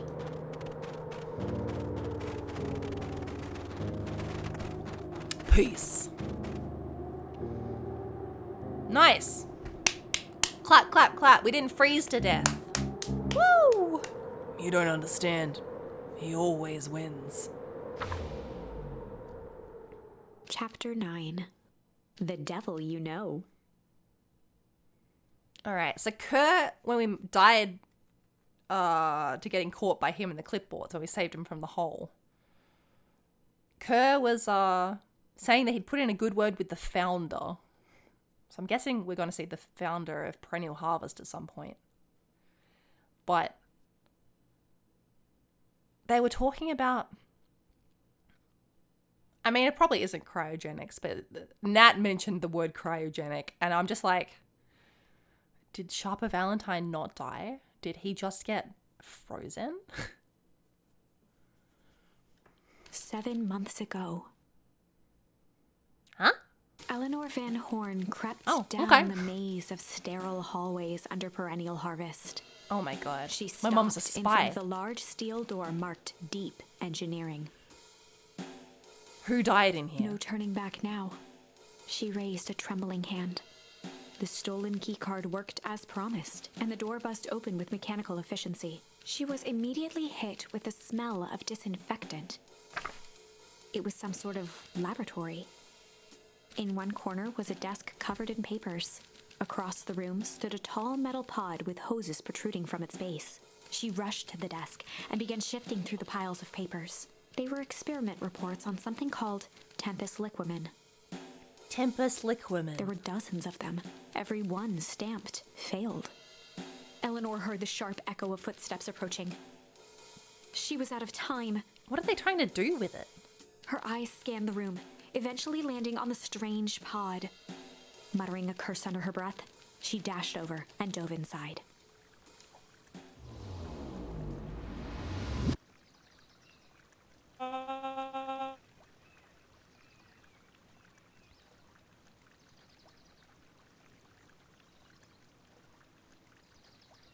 Wait, seven months ago? This can't be the festival. And that's they have a festival every 7 months. And that's what change is all about. Okay, no, this is Back to the Future, okay. Grabbing the future by the scruff of the neck and making things happen. Change is a choice. I am tickled pink we'll all be making that choice together. How great is that? This man is a liar. Excuse me. I will not. This town has a dangerous secret and Perennial Harvest only exists to keep it hidden. Nonsense. They picked up the whole damn town and moved it right under our noses. You aren't making any sense, dear. Mr. Kerr addressed the crowd with a sarcastic tone. Imagine such a thing. It's absurd and just plain impossible. They promised they could fix the foul harvest. They told us they would clean this place up. We just had to leave town for a few days. But while they had us excavated, while they had us evacuated, Mrs. Hartford, I'm afraid I'm going to have to ask you to... You're afraid of a lot of things, aren't you? You sniveling little worm. This is growing tiresome. A little help, please. Don't you all see? This festival's a sham. An excuse to have the whole town gather in one place. They're planning something awful. I don't know what, but these people are wicked. Don't listen to her. She has absolutely no proof. I am the proof. I am Eleanor Van Horn. Whispers filtered through the crowd. Well, aren't you just sneaky as the dickens? We all knew Valentine's fertilizer was too good to be true. And now this whole town is paying the price. Ladies and gentlemen, I'm so sorry about this disruption. My associates will take this obviously disturbed woman somewhere comfortable, so that she can get the help that she needs. Uh-oh. She's not the one who's disturbed. You two-timing clown. You all know there's something wrong with this town. It was just easier to look the other way. The truth is... Uh-oh. That's quite enough, Mr. Nuncreed. Torment dragged on Joseph Nuncreed's face. Eh? What? Yes, sir. Take them away. No, I want them to see this. Ah, the tempestuous Eleanor Van Horn. You've been quite the thorn in my side. Like a weed that's buried in where it doesn't belong. I must confess you look dreadful. He paused for a moment, plucking a piece of fuzz from his sweater and discarding it to the ground.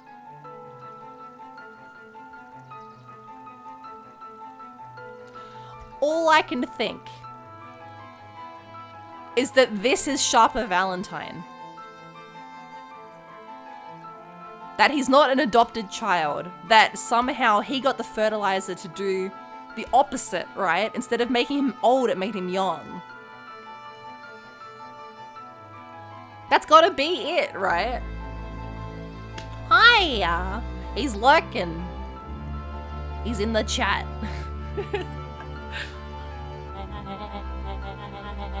I consider yourself in rare company. You've managed to pull one over on me. It won't happen again. I knew you had some sort of plan to disrupt our little party. But alas, I expected something a bit more impressive than incoherent rambling. No matter, your failures are yours to bear. Mr. Kerr. Yes, sir. It's a shame it was cut short, but I thank you for that rousing oratory. I will take it from here. Yes, sir. Of course, sir. You have done quality work for me, William. You can look forward to the recompense that we agreed Kerr upon. gave a bow of deference. Founder, you are most gracious. Gasps rippled through the crowd. Thankfully, we can dispense with the formalities from here on out. Solomon pulled a glass vial from his pocket. In one smooth motion, he downed its contents. A triumphant smile grew across Solomon's lips. You can all call me Sharper Valentine. Me! Me! Big brain! Clap, clap, clap, clap, clap. I've earned my detective hat today. My god! Hachi Machi. His body and face began to contort and expand. I can't as he believe. disappeared into a belching green mist.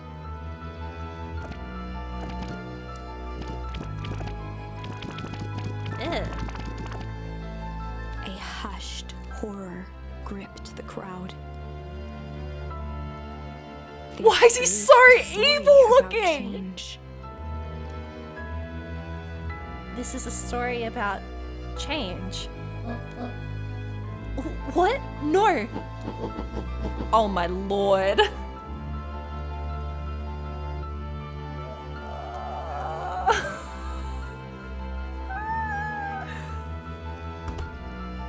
Daddy? Oh, so you didn't see that coming. Good. Sharper examined his new hands. Well, this is quite the improvement. Everything looks so much smaller now. Eleanor was right about one thing. This festival was a ruse. I wanted you all to witness my glorious return with your own eyes. Why does everyone look so downtrodden? This was a celebration, people. Maybe it would help if we set the mood. Mr. Kerr, be a dear and reveal the sign.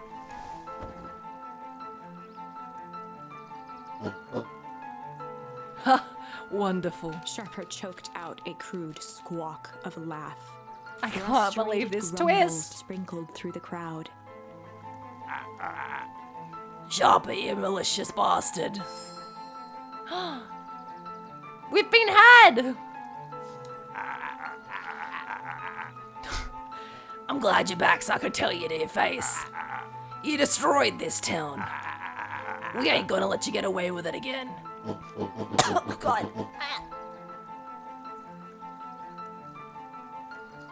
Get out of here, Jeff. I don't like doing your voice. Get out of here.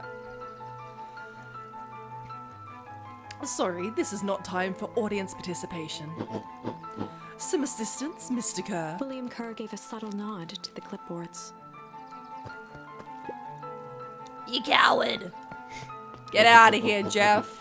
No one likes you. Get out of here. Does anyone else have something to contribute? A helpless quiet settled over the crowd. I thought so. Did you all truly believe you could be free of me? A town of complete and utter fools.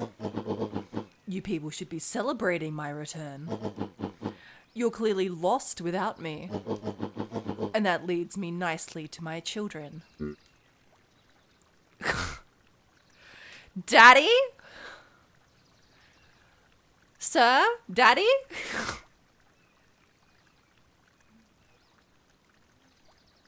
My God. They knew. Daddy?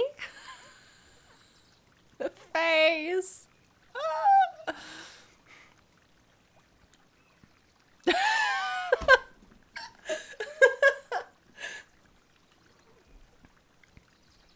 Daddy, I gave you both the greatest gift a parent can give. The opportunity to prove yourselves in my absence. Squandered. To say I'm disappointed would be an understatement. Who did this dog bang to make his children? Because they're all different dogs. But Silence, Augustus, an adult is speaking. I don't know which is worse, a son who's completely hopeless, or a daughter with such potential who inevitably lets me down. Eris, you fail me with admirable consistency. Thankfully, I was counting on it this time. Father, I have been wasting time, my dear. What have you accomplished? I was focused on cementing our legacy. Legacy? Who needs a legacy when you can just live forever? But what about... It's all right, kiddo. I'm afraid you suffer from a complete lack of imagination. There's just no helping it. Now then, where's Joseph? You didn't take the opportunity to slip off, did you? Ah, there he is. Everyone should give him a hand. None of this would have been possible without Joseph. Think you've said enough. Nonsense, the people deserve to know how helpful and loyal you've been. I only did what I did because you left me no choice. You always had a choice, Joseph. You were simply too weak to take it. No matter. Cheer up. You're about to be rich beyond your wildest dreams. You should follow Mr. Kerr's example. When I found him, he was in a sorrier state than any of you. An aging actor, desperate to recapture his youth. Oh my lord. That's why he got so mad when we called him old. Because he's an old man.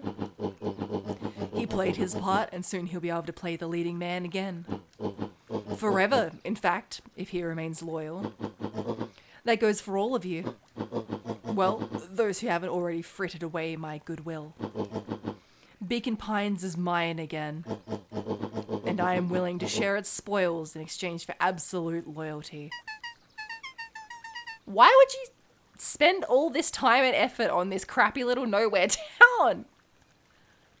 I guess it's built on the life juice, but like... Why not just send everyone out? Why are you like, haha, I will rule over all these people? Are you saying William Kerr was never in charge of Perennial Harvest? You think that puffed up blatherskite could have accomplished all of this? Dawn, I suppose it's time for your big exclusive. Sharper addressed the crowd with indignant pride. He'd planned this moment for so long that now, at the deed's fruition, it almost felt frivolous. You see, I needed a figurehead to hold things down while I orchestrated my return. Someone to misdirect, lie, and bilk this town for a spell. So I invented William Kerr. Take your bow, you've earned it. Mr. Kerr flourished a preposterously elaborate bow. Show me. Beautiful. Patrick C. Montesquieu, thespian extraordinaire, at your service. Founder, I just want to thank you again for this opportunity. It was truly the role of a lifetime. Wait. So this Bill Kerr was a Pat C the whole time? Oh my god. This Bilka was a patsy. Can you believe? They played us.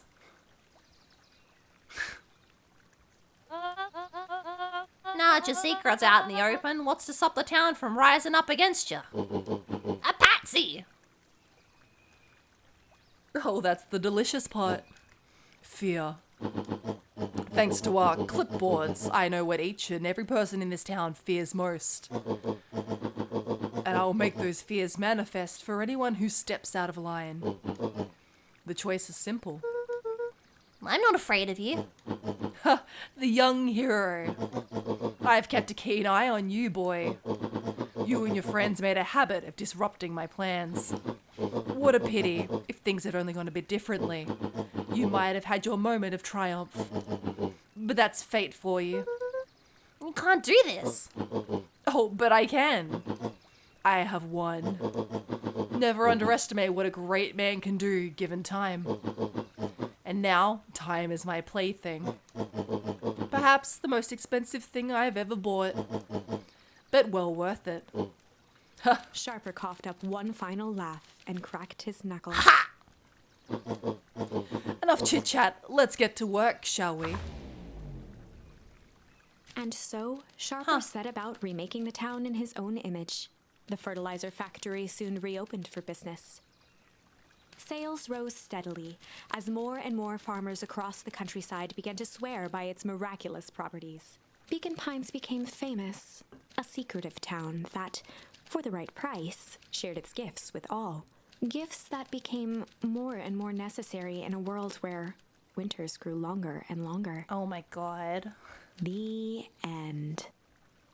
We just freeze the whole world slowly. This is wrong, but things are becoming clearer now. Yeah, kill the little dog while he's little. You can feel it, right? We can't let Sharper win. He might just be the key to this whole thing. Absolutely. Let's see. Alright, we got malice. That has to fit somewhere. Ah, here. Oh, because I can sense something behind his fake smile. I thought it was shame, but now I know it's malice and he won't be able to shove me into a phone booth. Okay, yeah, that's the way we're going. Let's go. There was a malice lurking behind those eyes, like a trap ready to spring. Yeah, run, Luca. Luca felt the weight of Nuncreed's hand on his shoulder. Run. Something wasn't right. Yeah. He didn't know why, but something was telling Luca to get out of there. I just want this all to be over. Of course. I'm sure it all will work out soon enough. I should get going. I told Roxy I'd check for Rollo at the treehouse. Luca twisted free of Nuncreed's grasp. Of course. Luca, I know your dad and I were once good friends, back in the day. You can come to me with anything. Anything at all. Peace! Run, Luca! No way, old man. Oh my god. Is that other little dog also a fake?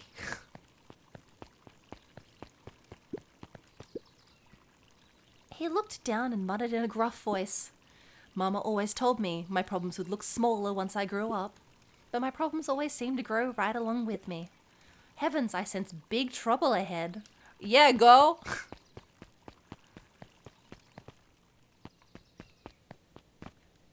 Oh, Piper doesn't want to talk to me? Alright, that's fine. I know I have to go talk to... I can't remember what his fake name is. Sharper. Hey, Griffin, has Rollo been by? I haven't seen him all day. I'm sure he'll show up safe and sound. And when he does, tell him there's a strawberry chocolate double scoop waiting for him. On the house. He'll like that.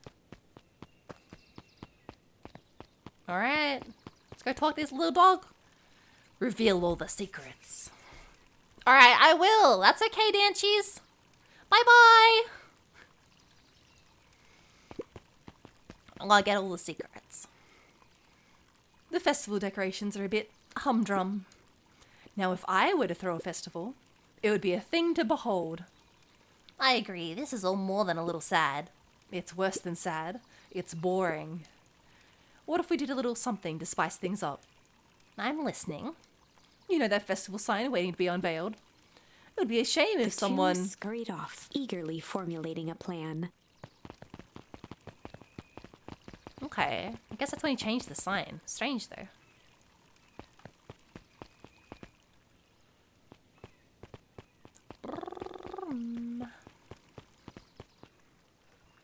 Oh. Identify yourself, please. Nellie Moodwell. I work here now. I am unable to locate you on our staff roll. Oh, I don't officially start until tomorrow. Mr. Kerr said I could come in early tonight to get a few things done. Hold, please. Clearance authorized. Thank you. Our harvest awaits.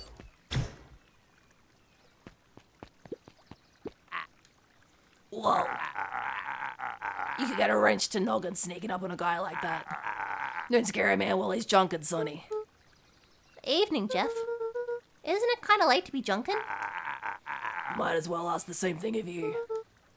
Find anything good? But ever since Perennial Harvest moved in, even the junk's trash. You can learn a lot about a person by looking at what they throw away. A shred of paper and coffee cups. Oh my lord. Well, I'd better get going. I didn't see nothing if you didn't see nothing. See what? Stop talking to him!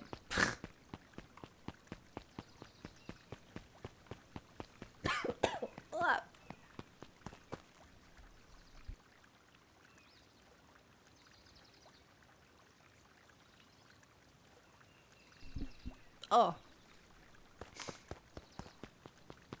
We're not talking to Jeff anymore.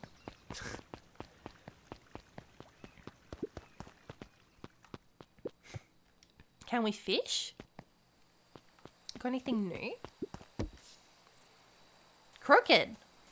Luca tied a bent nail onto the line. If all you have is a hammer... Toss her in. Bloop.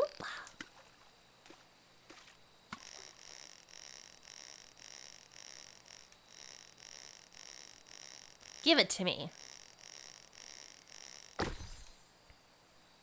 Ooh.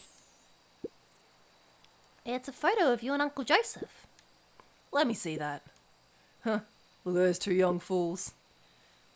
How'd it end up at the bottom of the pond? Who can say? Some things are just hard to explain. I miss Uncle Joseph. How come he doesn't come fishing with us anymore? He's busy with his new job at Valentine's. What's a new job got to do with him fishing with us? It's complicated. Like I said, some things are hard to explain. Rip! Hey, Jetson. Have you seen Rollo come by this way by any chance? Afraid not. As elusive as the fish in this pond. Yeah. Yeah. Alright. Rollo? he aired a long holler into the woods. Roller! Roller, wherever you are, I hope you're okay. Luca felt his eyes getting heavy and plopped into the beanbag. He conceded to its lumpy embrace. Honk shoe, honk shoe. Once again, Luca found himself in a vast black expanse. This time, Oh, not another he knew weird exactly dream. where to go. He took a single confident step forward. The world flickered and pulsed. He found himself standing in front of the frigid air of a blazing campfire. The source. Huh. He plopped down cross-legged and gazed into the cold flame, waiting. Soon enough, the fire began to die out, popping sporadically, until all that was left was a single ember. Luca stood up and dusted himself off. He plucked the glowing ember from the cold ash, examined it, and slid it into his pocket, a keepsake. The voice of his father spoke behind him. "You made me proud, Buckaroo." Luca turned to face him. "Dad, what is this place?" A warm grin grew across his father's face. "A place where everything that has been and everything that could be all wait together." Luca found himself staring at his father's face, trying as hard as he could to memorize every single detail. "Wait? For what?" Another voice spoke out as Luca's doppelganger stepped forward. "That's up to you." Without knowing why, Luca began to weep. Is any of this real? Are you real?" Luca's father bent down to smudge away a tear. "Of course. I'm as real as the part of you that misses me." Luca turned to look at the older version of himself.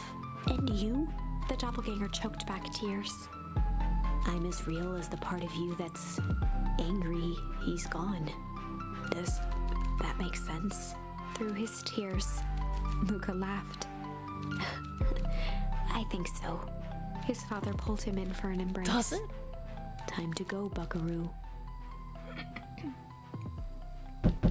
Luca was startled from his dream by a banging on the floor. Are you in there? A commanding Who is it? voice rumbled from below. Just as Luca sprang to lock the entry hatch, the door knocked open. Chapter Who 5. is it? Dangers big and small. Luca stumbled back.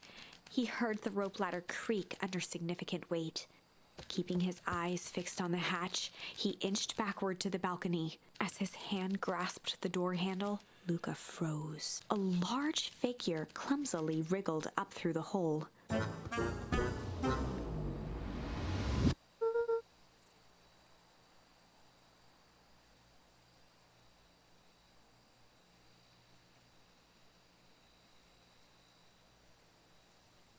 He got big. I didn't see that coming. Stop right there. Or I'll... Sheesh, I know it's dark and all, but I figured you'd recognize me. Who are The you? large figure cocked its head inquisitively.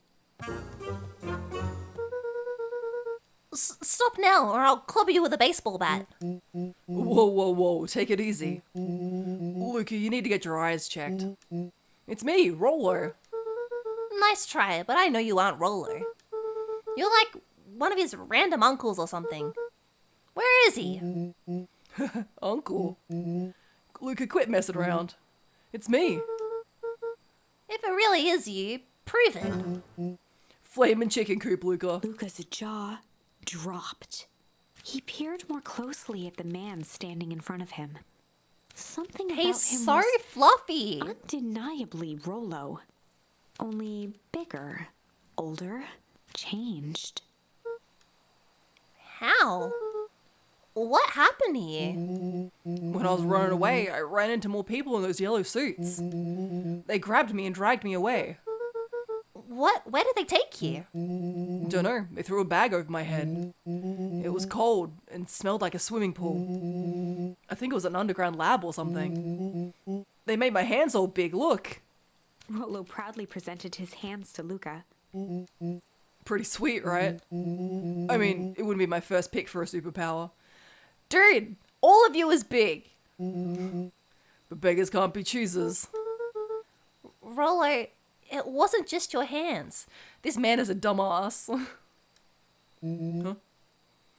My feet too. Dang, Pa just made me new shoes. Wait, Luca, why are you so small? Luca moved to the side and pointed Rollo to his reflection in the balcony window. What the? His hands shot up to his face. Holy Toledo! Rollo, what did they do to you? They made me drink some sort of green crud. Ew. Actually, it wasn't too bad. Kinda tasted like licorice. That's why he goes to Nuncreed's shop for licorice. I passed out and woke up like this. And then I sorta smashed open my cage and escaped. Whoa, you smashed open a cage? Kinda. At least I think I did. It's all a bit of a blur. They had you in a cage? Who are these people? I don't know who did this to you, but we're gonna fix it. Fix it? This is awesome. Well, I'm just glad you're safe now. Luca, you don't need to worry about me. Sure, I got snatched, but look at it this way. I got snatched. I know where snatched people go. We may finally have a lead on what happened to your family. Maybe you're right, but this all seems dangerous. Danger? Rollo shadowboxed a few jabs. I'll take them all on. Hey fellas, what's up? With a yelp, Rollo dove behind Luca. Take cover. Did I come at a bad time? Oh, I was like, why she got the hat on? But I guess she's covering up her hair. Who the heck are you? This is Beck. Sorry, something truly bizarre just happened and I need help. I don't know where else to go. So, you're just hanging out here with your large adult friend? Nori, this is my buddy Rollo. This is your missing friend?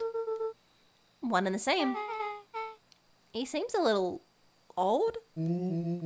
I'll have you know this is a recent development. What the heck does that mean? Oh, I'm sorry. You're the one who just showed up out of nowhere. So we'll be asking the questions here. That's fair. How did you find us? Your silly little treehouse? I think you mean our silly little mission control. I hate to break it to you, but your secret path isn't so secret. And I could hear your racket from a mile away. See, Luca, this is why we need to improve security around here. Not now, Rollo. Beck, you said something bizarre happened? Well, yeah, but She shot a nervous glance at Rollo. anything you can say around me, you can say around Rollo. This has been a weird day all round, hasn't it? Yep. Beck's eyes narrowed. Okay, so what all started when I made it back home? My first order of business was to try to salvage my hair. So I dyed it with some stuff from the chemistry set my mum gave me.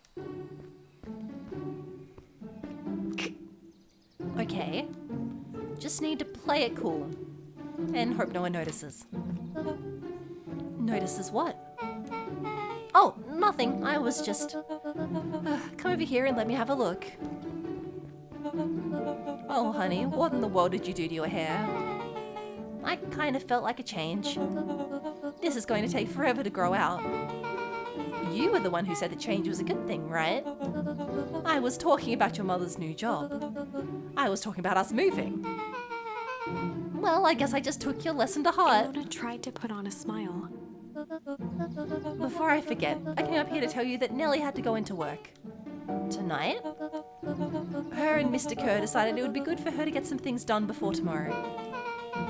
That Kerr guy seems like a grade A creep. Beck. He is, him and his weird cult of personality. You are not going to ruin this job for Nellie. It means too much to her. Oh, I know exactly how much it means to her. It means enough for her to exile her daughter to this podunk town. This place sucks. The people are weird. You don't know them yet. It's always cold. We're in the mountains. You'll get used to it. I can't even pick up a single decent station on the radio. It's all banjo music and farm reports. You knew I grew up in a town not different from this one. Is that why you're better at talking to plants and people? Okay. So here's what we're going to do. First of all, you're grounded. What? In the morning, I'll have Nellie come and see what she can do about fixing your hair. We need to look presentable for the festival. But not another peep. She sighed, and after a moment, looked down at Beck sympathetically. I know moving is hard, honey. But that doesn't mean you have to make yourself miserable all the time. Other people seem to have that covered for me. Oh, and if you decide to rebel by dyeing your hair more, She flashed a sly grin and tousled Beck's hair. I'll just shave it off for you. Think of how rebellious you'll look then. Very funny. Thank you. Good night, sweetie. Good night, Mom. Wait. First of all, this town doesn't suck. Second, you need help because you got grounded. No. I'm sorry you got in trouble. It's my fault your hair got screwed up in the first place. Don't worry about it. I actually kind of like this look. Great. Can we get back to the story now? The next part's the important bit. I had this radio I upgraded with my mom, and I was too angry to sleep. So I tried to dial in something worth listening to.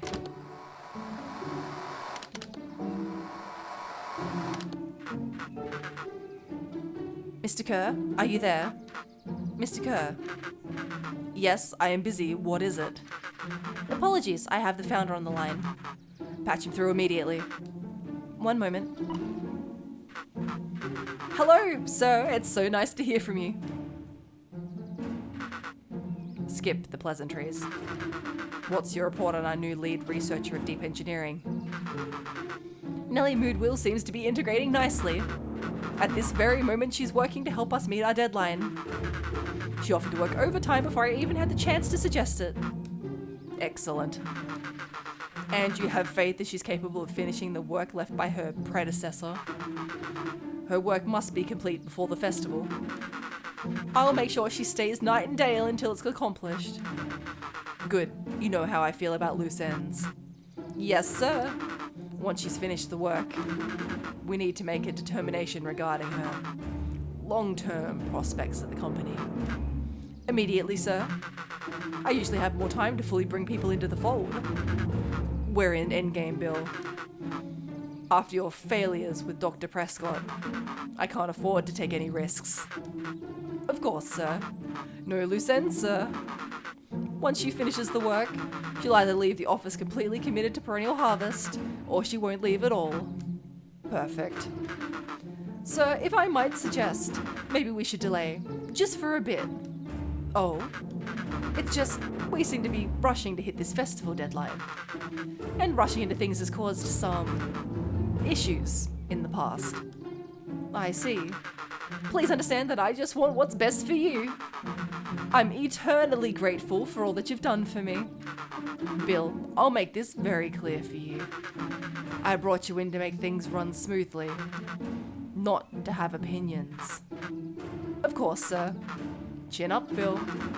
You're only a few days away from having everything you ever dreamed of. Yes, sir. Thank you, sir. Whoa. Yeah. Just so we're clear, when they said loose ends, they were talking about murder, right? Like actually killing someone. Capital murder. Luca gave Rollo a quick elbow to the ribs. Who's this founder? I was hoping you guys would know. Nah, far as we know, Kerr's the top banana at Perennial Harvest. He sounded scared of this founder guy. So we have an even topper banana on the field. What the hell is my mum caught up in? Has she talked about the job much? Not really. She said she was going to come and continue the work of someone she respected. Luca, do you think that body at the warehouse was... The person Beck's mum came to replace? That would make sense. Beck, it seems like Nellie's predecessor got, loose-ended. I'm getting that impression. So we just need to get your mum out of there before the festival happens. That's 2 days away. She won't come home after work? The creep on the radio said they were going to hold her there until then. If she's not coming out, we've got to go in and get her. Beck flicked a large sheet of paper out of her pocket and slammed it on the floor. Maybe this'll help. You have blueprints? Well, it's really just a welcome mat from my mum's PH orientation day. But it shows the layout. Sure looks like blueprints to me. Look, here's the reception area. There's a big room marked Founder's Office. It even has the exits marked. Guys. We have a deadline. We have an objective. We have blueprints. You realize what this is, right? Rollo started to wiggle with excitement. I think we're heisting. It's officially a heist. We love a Chapter heist. 6. The heist. They spent the night's The end heist. huddled around that small map, formulating a plan to infiltrate the headquarters of Perennial Harvest. It would be no small feat. A modern facility equipped with all manner of technology, not to mention the swarm of clipboards that would most certainly be scattered throughout. By the time the sun began to peek through the car window used as a makeshift balcony door, all were in agreement. This could just work. The final day before the festival would be used to prepare. They'd need to pool every resource at their disposal, pull every favor with a thread, even enlist some unsavory characters around town with important tasks only they were suited for. Luckily, there was enough ill will and mistrust toward Perennial Harvest that alliances could be found at a bargain. Easy. Luca, Beck, and Rollo rubbed their eyes as they exited the treehouse. They hadn't slept at all that night. There was no time. The festival was to begin in one day, and they each had their assignments. Alright, quick recap. Rollo, you're gonna talk to Roxy.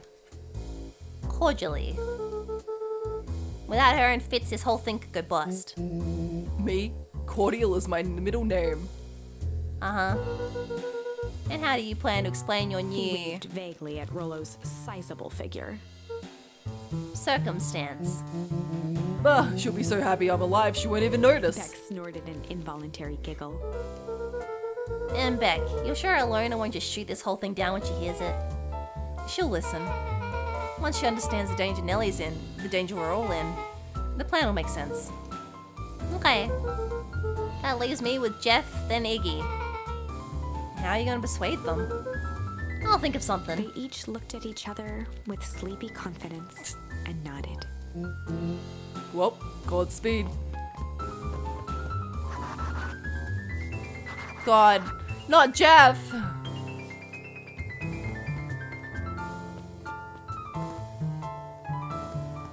Not Jeff. Oh, he's got like a junk shop or something, right? I think I remember.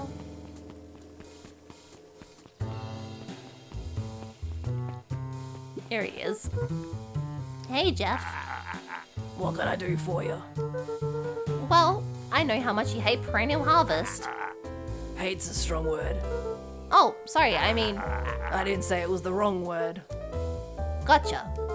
So we're gonna break into the headquarters, and I thought you might be able to help. Jeff wheezed out a long snicker.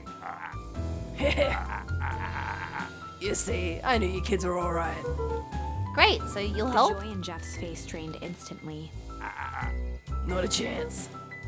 But Give me one good reason I should risk my hide aid and abetted you rascals. Looking into the sullen eyes of his would-be accomplice, Luca blurted out the first Please? word that came to mind. oh god. That's a lot of options.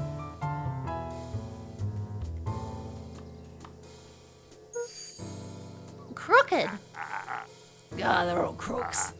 Like cockroaches. Stamp one out, another one comes scurrying along to take its place. Luca wasn't ready to give up so easily. Let me try again. He shouted out again. Fight. Fight.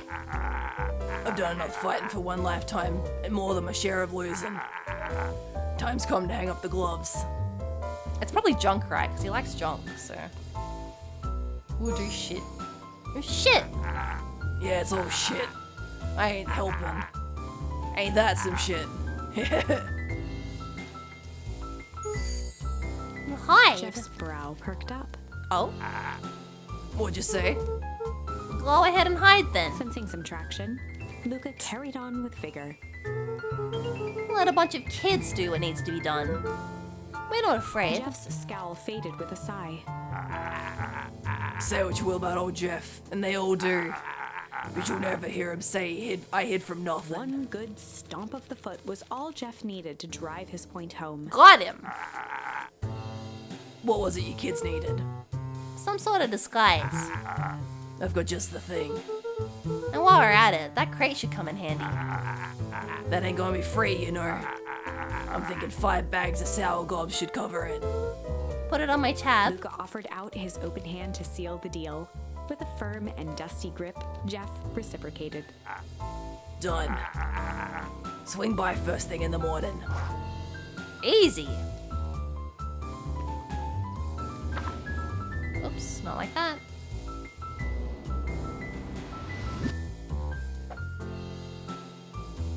Iggy and Tish. where are they gonna be? Oh, pfft. Easy. Hey Tish, look who it is. Luca, you here to try and tickle us to death again? Look, hear me out. Iggy raised an eyebrow suspiciously. We're listening. Iggy, I know we've both been giant bags of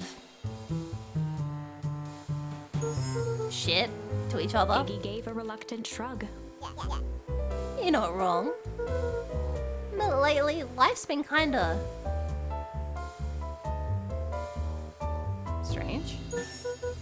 strange, you know? Iggy considered the point.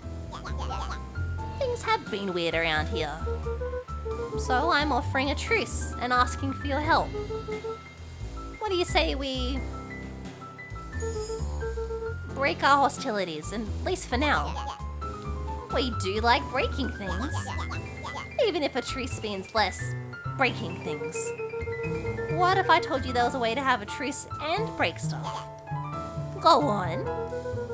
I need you to cause a distraction so I can sneak into Perennial Harvest HQ. A wild-eyed grin spread across Iggy's face. My, Luca Van Horn, I'm impressed. And after this is all done, maybe you and Tish can come hang out at the treehouse sometime. Iggy glanced over to Tish, who nodded in agreement. Fine. But not because we want to see your crappy treehouse. We just like to cause chaos. With a quick nod, Luca was off. Great, peace. Did you hear that, Iggy Tish? gazed up at Tish with a smile. He invited us to hang out at the A single treehouse. tear ran down Tish's cheek. Oh my god! I never expected this day to come. How wonderful. Oh my god. Chapter 7. Into the Hive. A good heist requires preparation, and thorough preparation takes time, something they had precious little of. So far, everything was in order. Jeff, Iggy, and Tish all agreed to do their part. Beck radioed Luca that night with a simple and covert message. We are locked and loaded on my end. Easy. And Rollo, after a lengthy confession, managed to persuade Roxy and Fitz to help. He stowed away in mission control for the night to avoid attracting attention. Rollo, being uniquely suited for the role, would be the first to breach Perennial Harvest. The outfit provided by Jeff wasn't perfect, but a convincing disguise is 10% wardrobe, 90% confidence. Rollo took a few vigorous Oh my god, the breaths and shook out mustache! his arms. Oh my god. Just stay calm, Rollo. You can do this.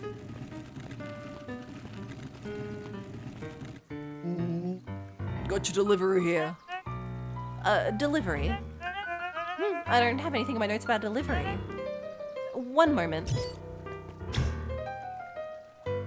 This is what Jeff gave us for a disguise. I'm so sorry, but there's no delivery scheduled for this morning. Right. He had to think quick. That's because this goes directly to the founder.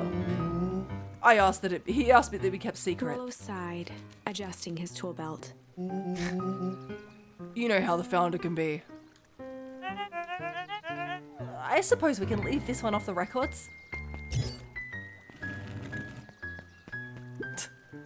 Harvest awaits and such. With a stroke of his mustache, Rolo proceeded into the Perennial Harvest headquarters.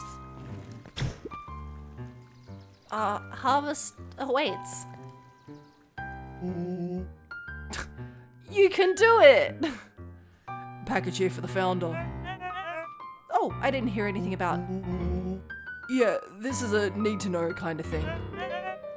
I'll just He check. stammered and flipped through the pages of his clipboard. This goes directly to the founder. I don't have time to fill you in. Oh, I see. If you could just complete this form. Rolo interrupted with urgency in his voice. Every time with the forms. Look, if you want to explain to the founder why I'm late, well, it's your funeral. I'm sorry. What did you say your name was again? I'm... Rolo panicked. Oh my god. Harvest awaits. Sir? That's a restricted area. Excuse me, sir. Harvest awaits. He's so stupid. Ready to light the candle, Tish? Yup. Suck on this, perennial ham fist.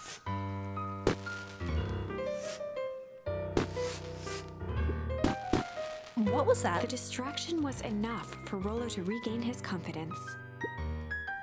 Just open the damn door. I've got a job to The do. clipboard fumbled around in a frenzy. I should check out that noise. Oh, come on. Just buzz me in already. Okay, okay. Haha! Phew. That was close.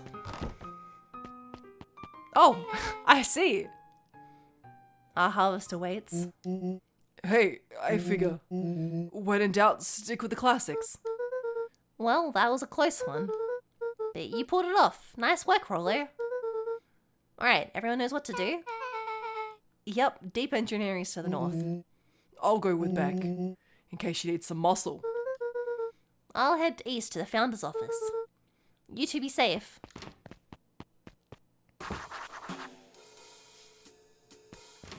Guess it's this way. Oh god. That's odd. There's not even any cups for the water. That is weird. Oh god. Oh, why?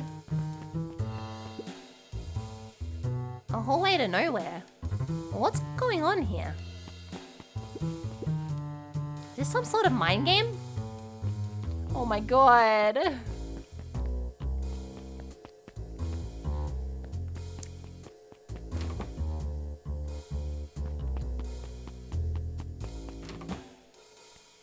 Why?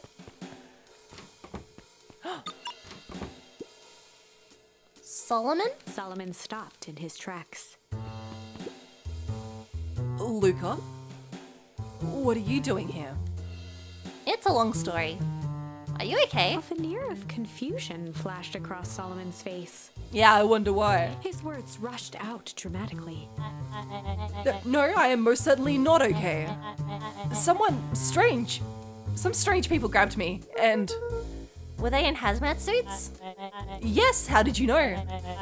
They brought me here and locked me up, and when they were distracted, I ran. Dang, okay, you should stick with me. We've got a plan. Solomon's facade briefly faltered. We? Yeah, Rolo and Beck are headed to deep engineering.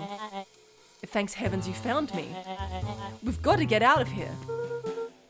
We can't leave just yet. But they'll catch us again. I've got to do something first. When you were running, did you happen to see a door marked Founder? The founder? Why are you looking for him? I'm not. I just need to get into that office. Now that you mention it, I do think I saw a door that said founder. It was just down this Luca way. happened to notice a plaque above the door. Office of the Founder. Knocking comes with consequence. Oh, here it is. So it is. Nice try. It's pretty lucky that I ran into you, else I might have missed it. Truly fortunate. Luca tried the handle. Locked. Solomon leaned forward to examine the mechanism. Regrettably, it seems to be some sort of electric lock. I don't see how we could possibly defeat a lock like Luca that. smiled and looked at his watch. Let's just wait a minute.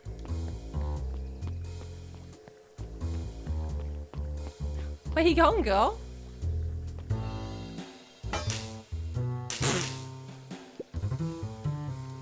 I don't know what sort of funny business you're up to, but I like it. She mimed a quick hat tip and ambled off with a whistle.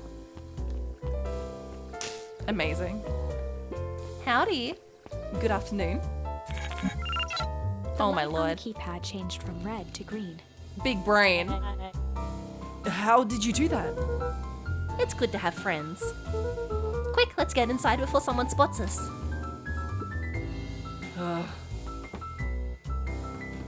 Luca switched on his walkie-talkie. Roller, I'm in. As expected, there's a control panel. Great timing. We're stuck at locked door marked number 24601. I need you to get us through. What if someone catches us? What should we get out? We should get out of here. Should we get out of here? But I'm not leaving my friend, Solomon. On the computer screen, a green cursor blinked in a password field. Surely you don't have a way to get around the password. Luca pecked out his best guess. Underground secrets. The No. screen blinked to life. Oh my god, he Columns did of it. green numbers glowed on a black background. How did you just guess that? Oh, it's this absurd password Roller heard when we was down here before. It's funny how someone arrogant enough to call themselves the founder uses such a basic password. Or they were thinking several moves ahead, not expecting anyone to guess something so simple. These villain types always end up outsmarting themselves. Solomon's jaw clenched into a half smile. Your powers of deduction are as impressive as your luck. Luca quickly scanned the columns for number 24601. Roller, I think this should do it. Bingo bango, doors open. Luca, you never fail to impress. What's this slippery lout even doing down here? We have a friend whose mum's in trouble. We have to get her out of here. I see. Oh, Luca, I think we're close. The next door's marked 13806. Once again, Luca scrutinized the numbers on the screen. In that moment of distraction, Solomon reached forward and pressed a large red button. Uh-oh. Maybe this one opens the lock.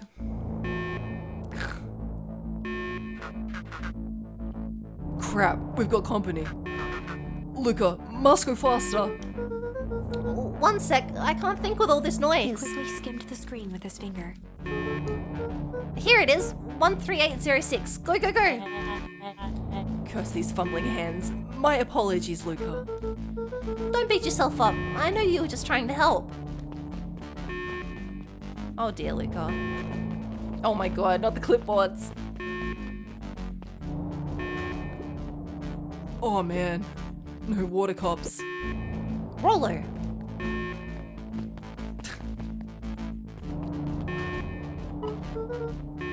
Roller, are you okay? Roller, come in. Mr. Uh-oh. Kerr approached with a sneer and spoke into his walkie-talkie. You can turn off the alarms. They're With trapped. self-satisfaction, he called into the hallway. That, my dears, is a dead end. Nowhere to run. Roller, where are you? Are you okay? Yeah, I think we lost them. Making our way back to Nellie's office. Damn! What a trick! Okay, you two rabble-rousers are coming with us. Nope. Make a break for it. The clipboard just stand there. Did that little shit just kick me? Don't just stand there. After them. Okay, I think that worked. Roxy and Fitz have on a wild goose chase. I'm having trouble following what just happened. Like I said, it's good to have friends.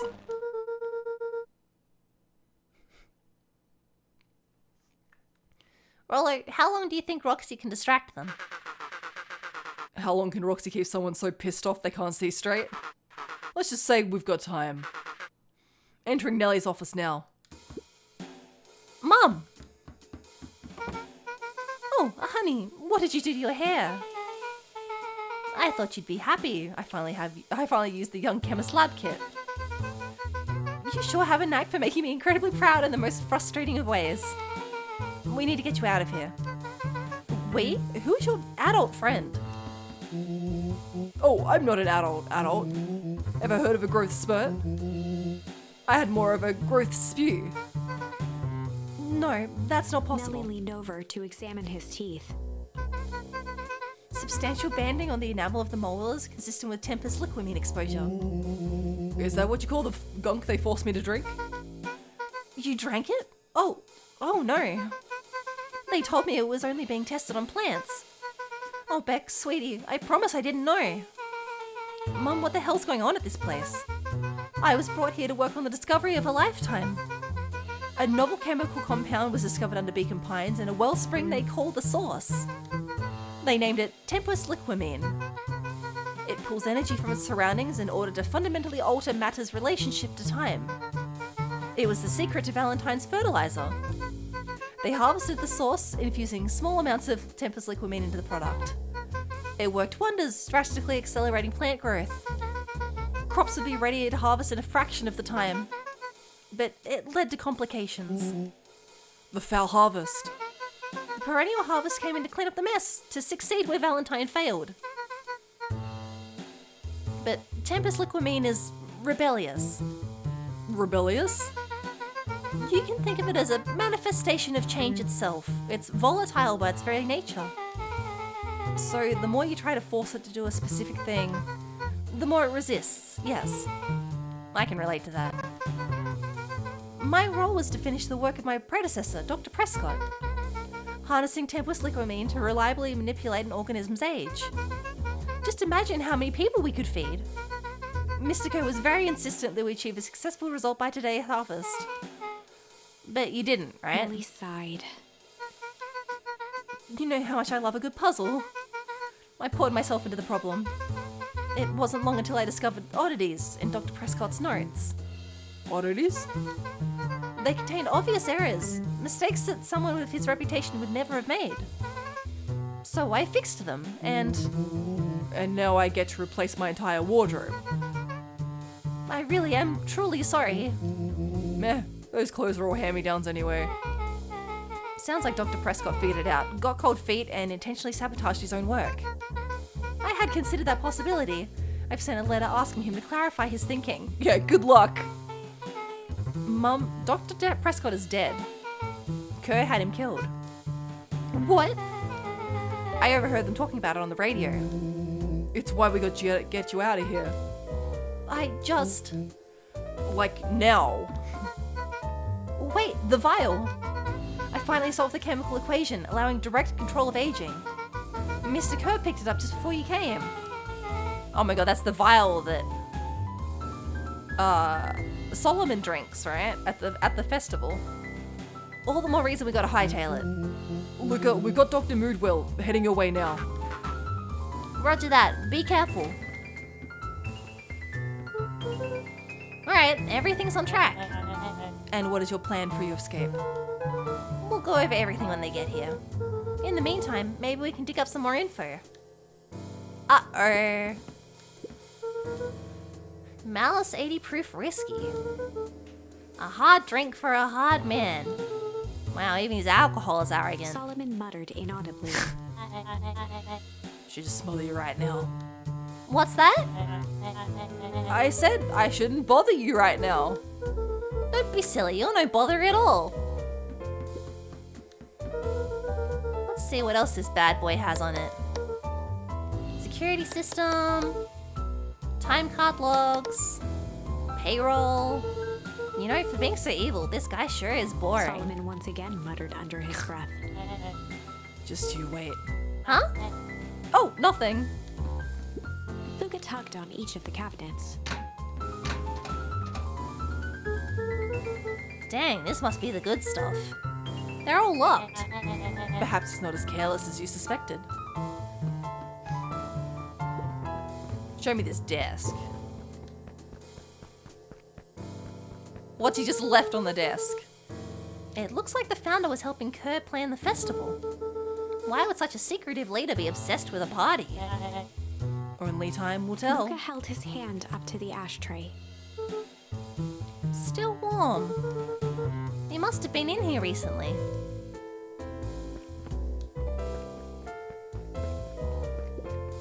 Oh my god, look at the painting on the wall!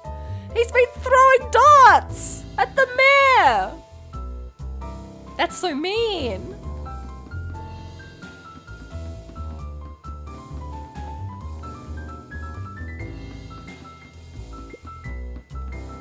I guess I just have to talk to him. I'm really sorry I dragged you into this mess. I'm really sorry I dragged you into this mess, Solomon. You need to worry about me. Well, I feel bad either way. We gotta get you out of here, I With a promise. subtle, quivering lip, a smile crawled across Solomon's face. They heard the trampling of frantic Uh-oh. footsteps from the hallway. Look it! Locked. That was close. When we left Nellie's office, it was swarming with clipboards. We barely got away. Did they follow you? Yeah. Rollo. Before we start tossing blame around. Is it possible someone ordered a pizza?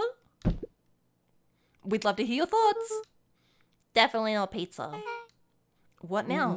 Don't look at me. I'm officially retiring from the heisting business. We're so sorry for the inconvenience. We just have a few quick questions. Just let me think. Can someone watch the door? Of course. Oh no! Everyone else, huddle up. Oops. I think this little caper has gone on long enough. Solomon, no! Hush now, child. The adults are speaking.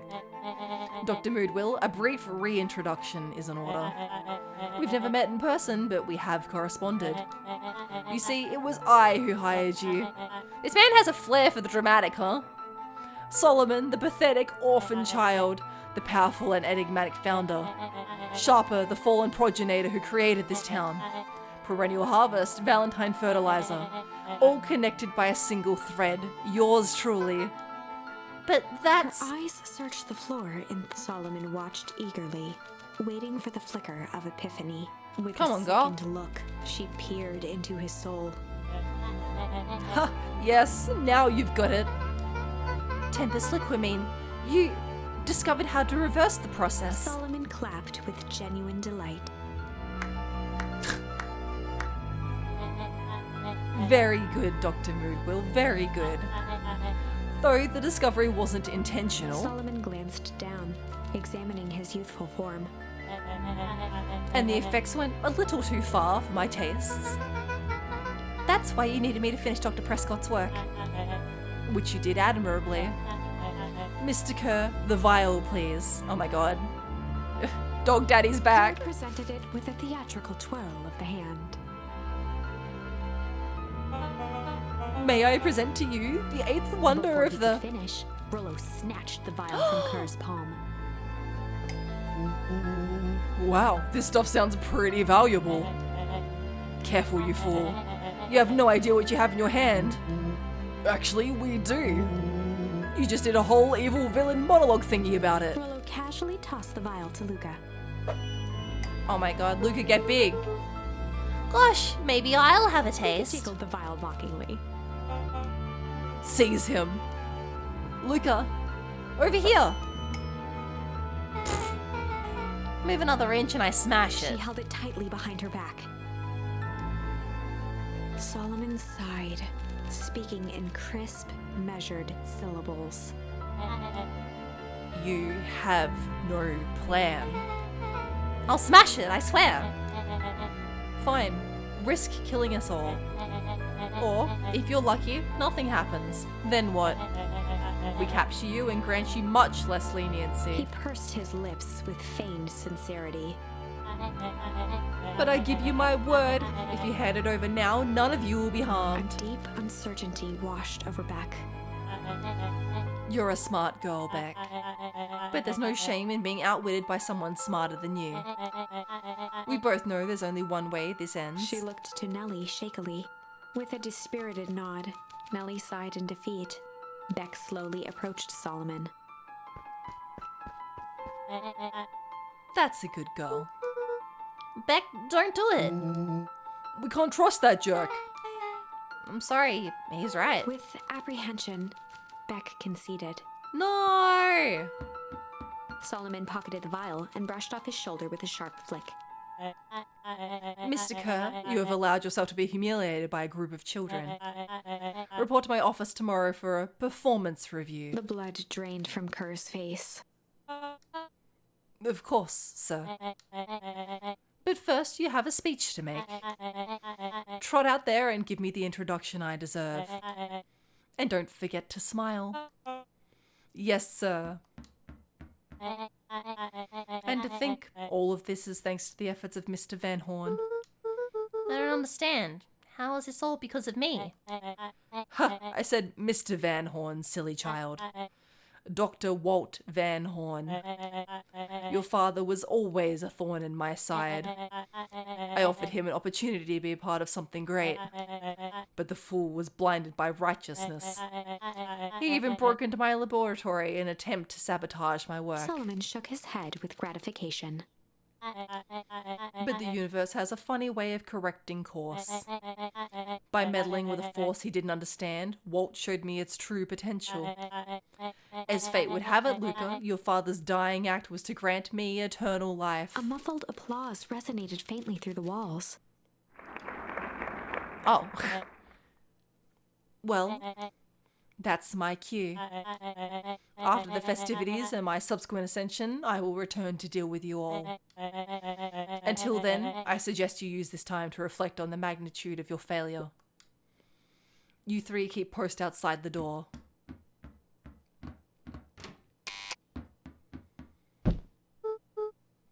Well, crap. Can't believe Beck sold us out like that. I'm not sure she had any other choice. So what now? What's the plan? I don't have one. Of course you do. You always have a plan. Rollo. You just need some time. Rollo, it's over. We lost. Nellie was staring at the floor, deep in thought. I'm sorry, Luca. Give me a minute to calm my mind. Hey. I'm sorry, Luca. I did what I had to do. I know. It's just... Oh! Phoenix, hi! Hi, Raiders! Hello! How was your stream? Liz, can I get a shout out for Phoenix, please? Oh, oh hello, everyone. Ah. Hi. Hello out there. If you haven't met me before, my name is Boysenberry. I'm a visual novel character who became a streamer because I got bored. I got bored because no one plays my route. I'm a secret route character, so I'm difficult to find. And today we are playing Beacon Pines. This is our third stream. It's a mystery game, so I apologize in advance if you're a little lost. We're about 3/4 of the way through, I reckon. But if you want to hang around and listen to me do voices, I look huggable, thank you. Hi, Ara. I'm doing good today. I'm all out of drinks. I've been talking a lot, so my voice might sound a bit scratchy. Hi, Phoenix. I hope stream was good. What were you playing today? Oh god. I can't check because I don't have the right screen up. I hope you had fun. If anyone has to head to bed or go get some food or a drink or something, go for it. Drinking's optional. That's alright, we'll make it through. I'm strong.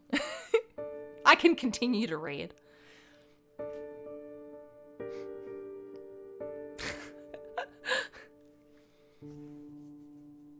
Oh, you played XCOM, nice! Average Friday.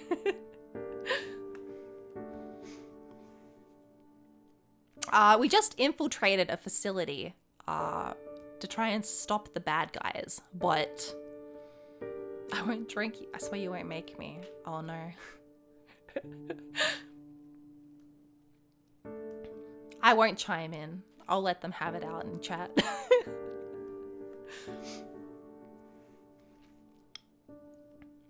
But we just got defeated by the bad guys. So that's where we're at. Everyone's just having a bummer downer time. I know, it's just, we were so close. I've got a feeling that eventually Solomon will get what's coming to him. Time wounds all heals. Well, time seems less of an issue for him now. He has a potion that makes him be able to be whatever age he wants.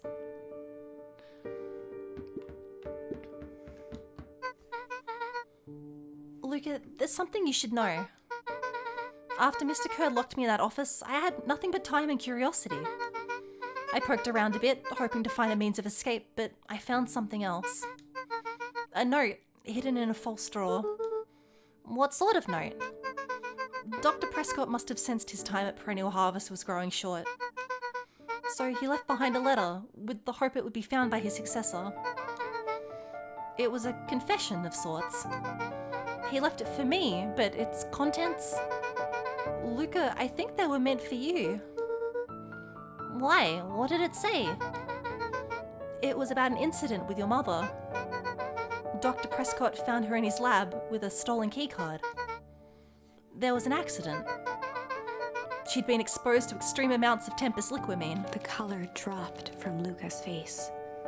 It's like they give us the reveal, but after we already found the reveal in a different a different storyline. Oh, where's my tree? So this is a game where you go through the story and then at like pivotal moments, I'm kind of blocking them. The narrator has such a good voice. You have like these little charms that are like decisions that you can make. And so you find the charms through playing the story. And so sometimes you have to go back and rerun routes so that you can make a different decision. Oh. This has a question mark. Huh.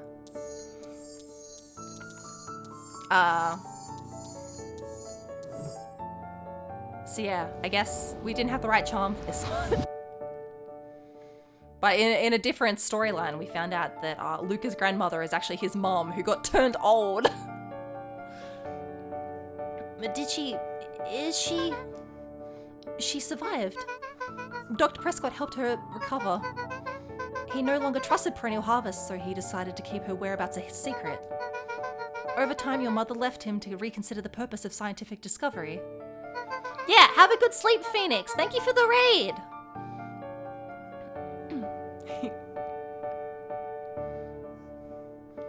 Science is often at the vanguard of change, but that doesn't mean it's always right.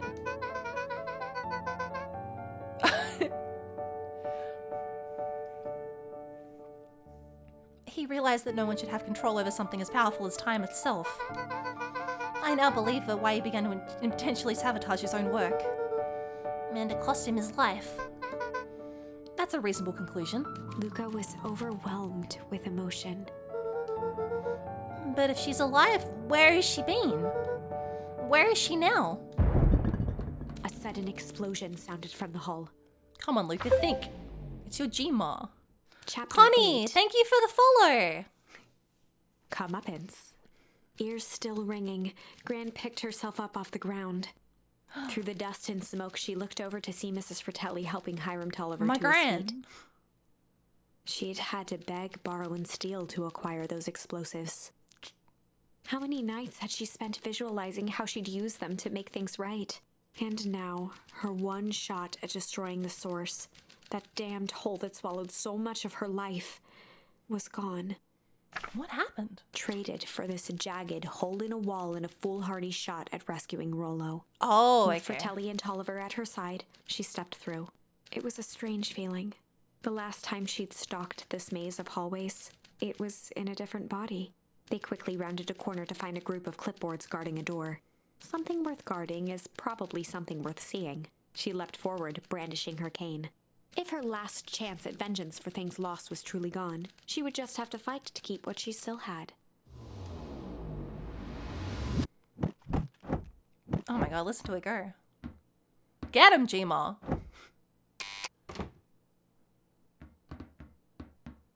There she is. Gran, what are you doing here? Luca, what are you doing here? We're here to save Nellie. We're here to save Rollo. Hey, Mrs. Lucas Gran. That's awfully nice of you. But I'm fine. Oh no, what did they... Gran, there's no time to explain. We have to go now. Come on, everyone. We've got a party to crash. They made their way out from deep within Perennial Harvest, just as Solomon finished up his speech. Thankfully, we can dispense with formalities from here on out. Solomon pulled a glass vial from his pocket. I don't want to watch him do this again. I know he's so smug. I love Luca's little smug face. It's so good. We've got to stop him. In one smooth motion, he downed its contents. I don't want to watch him do this A again. triumphant smile grew across Solomon's lips. No, Well, guess that's it. We lost. I wouldn't be so sure about that. With a mischievous look, Beck elbowed Luca. Oh my god, what did Beck do to the potion? Remember when I had the vial behind my back?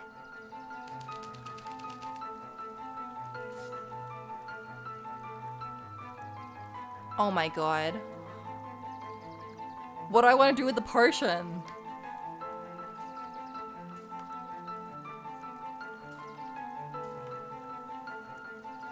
I'm gonna put some malice in there. Oh my god, I can't believe Beck. What a turn of events. I might have tweaked his wonder potion with a little malice. Oh my god, don't worry, Sin. I'm sure this will go badly and we'll come back and do change. Oh my god, she put whiskey in it. Malice? The whiskey from his office? Yeah, dude, he had an unfished glass on his desk. Figured his grow juice could use a little hair at the dog. Put some hot sauce in there. You can all call me Sharper Valentine. His body and face began to contort and expand as he disappeared into a belching green mist. Oh no, now he's an adult and he's drunk. Oh my god.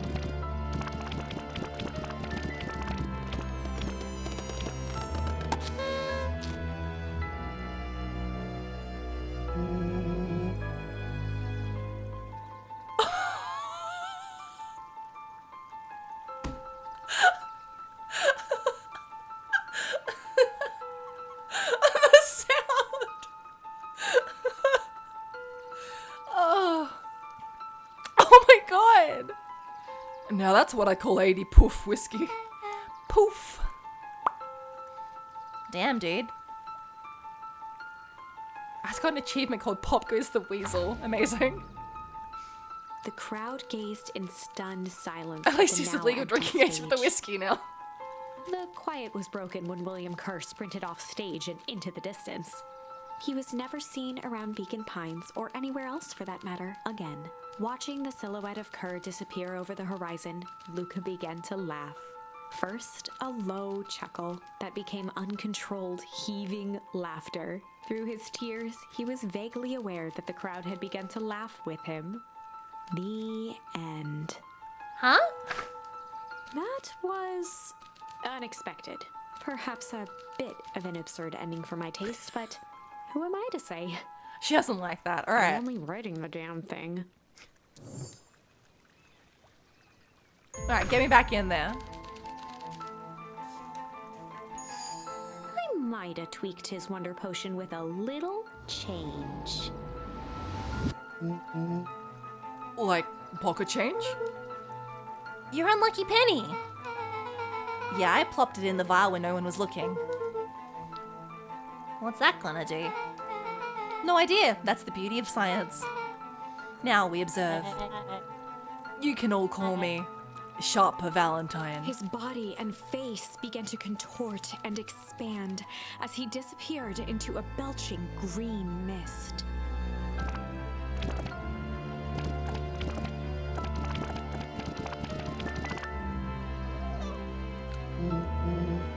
Oh my god. She made him a baby. Holy crap, he's a baby. Yeah, we're just ignoring the fact that there was a literal murder. A little baby man.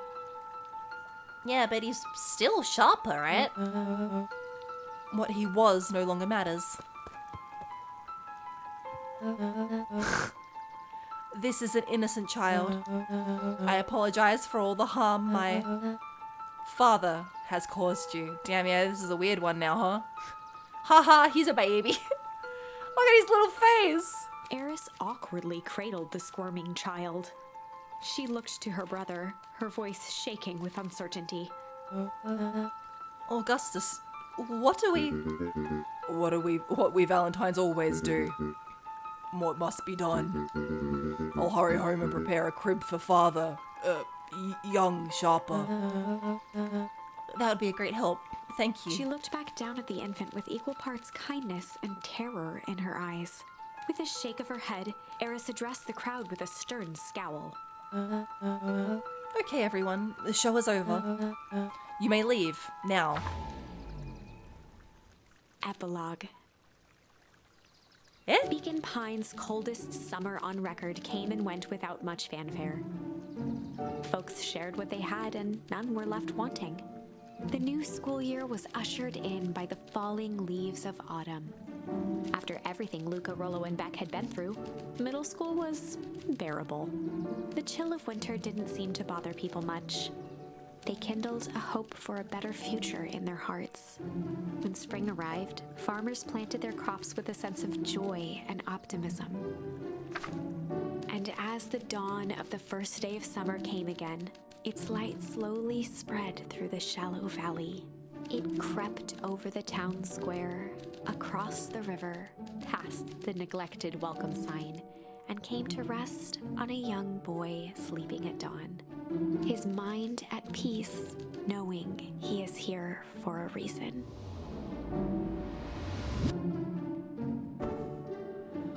Yeah, I guess. His whole thing was changed and it was undone by some change. Yeah, I guess. It was like our first charm that we got, but it's such a weird ending. That loose change really did him in. Oh my god, the fridge was still open. Oh my god, he knows it's his mom. Mum, I'm ready to go now. If you go on without me, I'll meet you there. I've got a batch of jam to finish jarring. It's funny. I only started making jam as a way to send messages without anyone noticing. But now I enjoy it. Alright, I'll go say hi to Rollo first. Alright.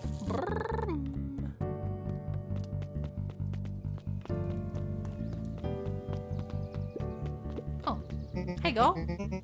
Hey, you and Rollo had big plans for that little tree house. Yeah, it started getting crowded after we revoked the max capacity 1 Rollo, 1 Luca rule. So we decided to expand. But at least we've got some help with that. How's the internship at Nellie and Alona's shop going? Yeah, the messages in the jam was a little weird. It's been great. I'm hoping it helps me get into the School of Agriculture up the state. Also, Nellie said she'd write a letter of recommendation, which should be huge. I just can't help but worry about leaving Rollo. He's grown up so fast, but he's still my little brother. Yeah, he had a heck of a growth spurt. I don't mean just grown, literally. This morning he was up and finished his chores before I even had breakfast. No one wants to scoop that out of the jam. Yeah, I know. I guess they were dedicated to the cause. Well, some of that might be his excitement about the treehouse renovations.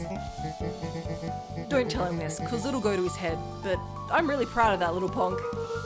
I'm sure he feels the same way, but he's just too dang proud to tell you. I know.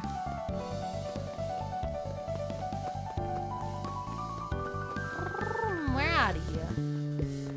What's up, Augustus? Hey Gus, how's the tree planting going? Couldn't be better. I'm so grateful to Lona and Nellie for helping me out, letting me help. I just wasn't built to be a mayor. Too much bureaucracy. Oh my god. Hell yeah, tree planting. Gus, we finished cleaning up the sidewalks. What's When next? Perennial Harvest collapsed, most of the clipboards skipped town. But some stuck around and dedicated themselves to making things right. Oh my god. Anyone with a knack for art can help paint the new offices. You can count on us. Well, it looks like you really found your calling. I never really felt comfortable telling people what to do. Now this right here. This is something I can be proud of. Hell yeah, dude. Slow and dirty harvest. Oh my lord.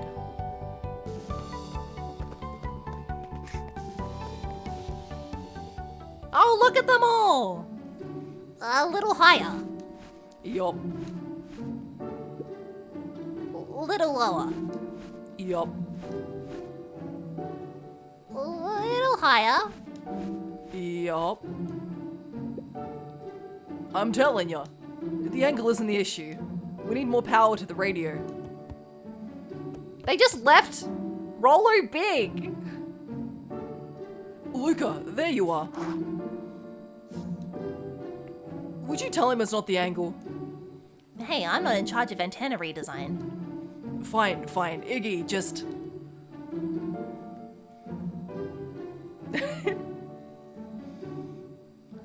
Gus works for Mr. Beast confirmed. Yeah, he's out there. He's planting all those trees himself. Big roller. Don't do anything drastic until we get back. Who, me? Tish, you're in charge while I'm gone. Yup. They'll be fine, right? It'll be fine. If we really want Mission Control to turn into something bigger and better, we have to loosen our grip a bit. Yeah, you're right. Lead the way. Oh, we have to run all the way to Beck's house. Wait. Ooh, can I do any more fishing? Did I have anything else? Let's see. No, we've done all of them. Let me out of here. Luca tied a what fish could I'm out. Fish. What's this Papa got to say? Luca, get this. I managed to reel in an actual fish this morning. Yeah, there's like a little fishing minigame. Seriously? Yeah, an honest to goodness flip, flop, and swim, swam, and fish. I don't think I've ever caught an actual fish here. Been at least 7 years since I caught one. I'd say it's a good omen. What do you do with the fish? Oh, I released it back into the pond. I'm hoping to catch it again tomorrow.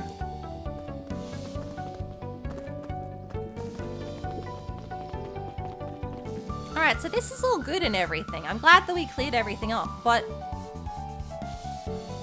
Yeah, I know. Don't think too much about the about the animals here. there's That whole other town with the hole in it. Did that just not get resolved? Was it because they stopped using it, so it stops spluttering out its cold stuff? Who knows? I see you decided on a name. Yep, we had to clear out all the old stuff before putting on the final touch. Love the fish! Cherish the fish! Forfeit all mortal possessions to the fish! What else would you do with the fish? That's it. That's all that you do with fish, right? Slow and Dirty Harvest is now official. I like it. It was actually Nellie's idea. There's still a lot of work and the name serves as a reminder. Just because progress is important doesn't mean change should happen fast. In fact, I've learned that the more you care about something, the more important it is to take things slow. Our motto is go slow and fix things. Amen to that. Nice. Hell yeah. Oh god, this baby's still here. Young Mr. Van Horn. How's little Solomon, Sharper, doing? Young Sharper seems to enjoy nature more than I, so we do a lot of strolling these days. Has he, Attempted to crawl out of his crib and plot world domination? yeah. Thankfully, no. I spoke at length with Dr. Moodwill, and she feels that Sharper's infant mind was not developed enough to retain his previous memories. For all intents and purposes, the child is unmolded clay. Let's hope he's a little nicer the second time around. That is the objective, yes. But really, all I can do is try and hope. Two activities I am endeavouring to find less distasteful. Well, I think you're doing a great job. And the whole town's ready to help out however we can. I can't wait to teach him how to throw a baseball. Eris did her best to ignore the tears welling in her eyes. Yeah, I was gonna say, just throw him in the fountain. That would be acceptable. What's today's news that needs knowing? I'll give you tomorrow's headline today. Our old friend Patrick C. Montesquieu, aka William Kerr, just performed a stirring rendition of The Iceman Cometh at the State Correctional Facility. I hear there wasn't a dry eye in the house. I guess he has plenty of time to work on his craft. Man, they sent Kerr to jail. I'm glad you swung by. More follow-up questions for your story? Nope, I got everything I need. Thanks again for that. I sent a draft of the story to a reporter in Capital City. They offered me an internship. Of course they did. You're an amazing reporter. I don't know about all that. I have a story about a phony corporation that picked up an entire town of people and moved them to cover a massive illegal mine shaft full of incredibly hazardous chemicals. Sort of writes itself if you think about it. Just don't forget it's when you become a fancy big city reporter. Capital City isn't that far away. I'm gonna have to come back from time to time to check in and see what sort of new trouble you've gotten yourself into. Sorry to disappoint, but my adventuring days are over. Huh, we both know that's not true. What makes you say that? Call it a reporter's intuition. Ding-a-ling! Oh my god, another clipboard. Hey, dude. It's weird to see him just chilling. Mrs. Fratelli glowed with a carefree smile. Is that your suitcase? That is 2 weeks of unencumbered tranquility. Excuse me? Would you be so kind as to take my order? 2 weeks of sand, margaritas, and forgotten obligations. Excuse me.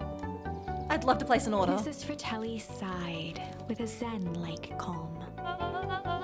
Just as soon as the lunch rush ends. I'll be a feather on the wind. You're going on vacation? For the first time in years. And I got you and your mum to thank. Why's that? She didn't tell you yet. You two are going to fill in for me at the diner while I'm gone. Just like old times. It's fine, I'll wait.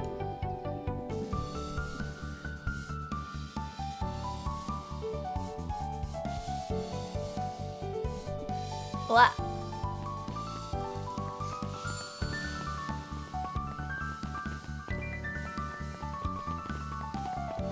How's this little alligator lady going?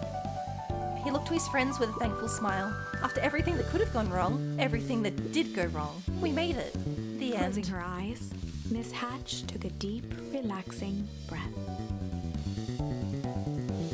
She did it. She finished her book. Oh, hello, Luca. How are you? Really good, actually. That's wonderful. Did I miss anything? I think you're pretty much up to speed. She's just been sitting there reading the whole game. Luca, do you want a biscotti? On the house. I don't really have time. Zariel, you've got to come and see this. I finally did it. I pulled the perfect espresso. Oh, Lumi. And if I didn't know better, I'd think you're proud of something. As if no. It's too late. You are now officially a person that cares.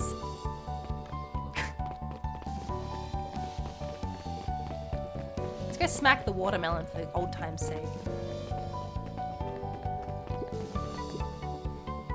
Wow, back for seconds? If it's not too much trouble. For the longest time, I didn't understand the appeal of ice cream. It serves no purpose other than to briefly enjoy it and then it's gone. But it tastes pretty while it lasts. I'm inclined to agree. It tastes pretty? Hey, Luca, can you tell Roxy I'll be free in an hour? Sure thing. My dad's making me stock shells for the summer. He said it builds character. I think he meant to say it builds calluses. Builds character. Yeah, builds something, alright.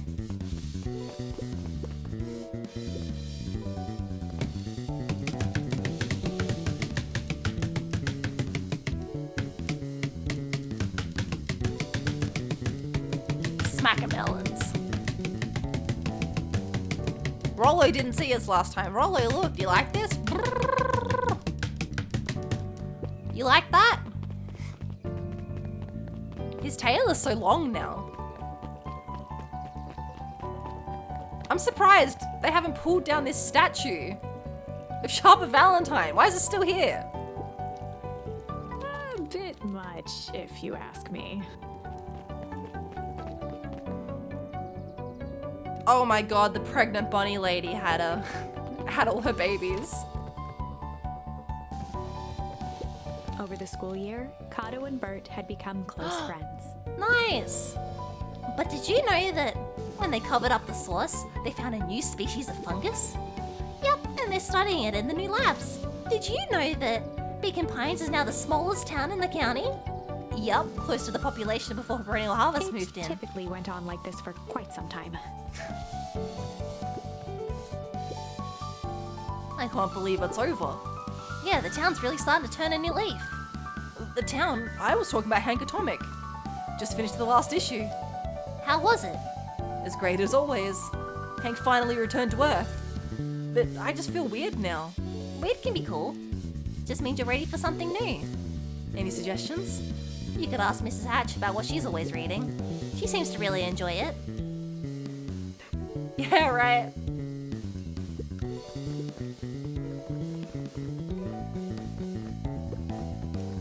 Luca peeked over Piper's shoulder. Laid stealthily inside a large volume of mathematics was the first issue of Hank Atomic. Piper, are you reading Hank Atomic? Do you mind not telling anyone? I've kind of got a reputation to uphold. Oh, it's nothing to be ashamed of. Yeah. I mean, yeah, when you finish a series, that depression sets in. That's a mood. I guess that's the downside of finishing something nice. At least now I can enjoy it again through you. Promise to tell me about it as you go. Sure thing. Roller, get out of the way.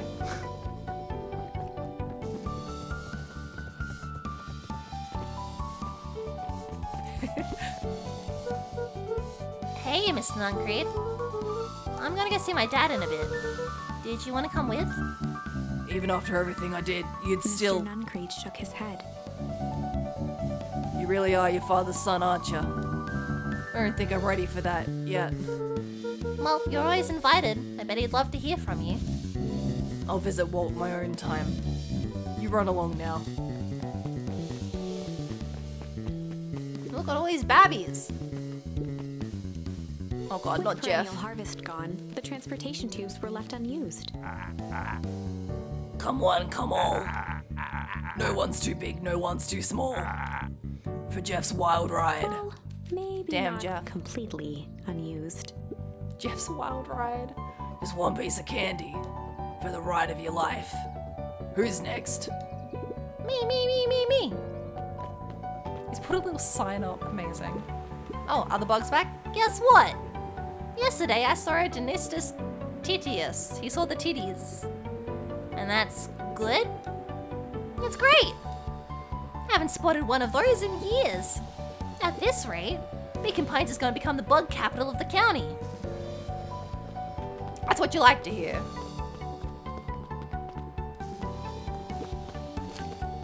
Has nothing to say. Saw some titius. Some titius. There's just nothing up here, huh?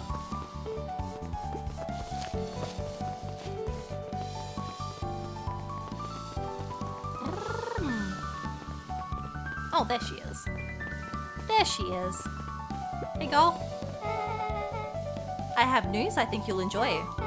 This morning I unpacked my last box. You're officially moved in. It's just a box. Let's not blow this out of proportion. It sounds an awful lot like putting down roots.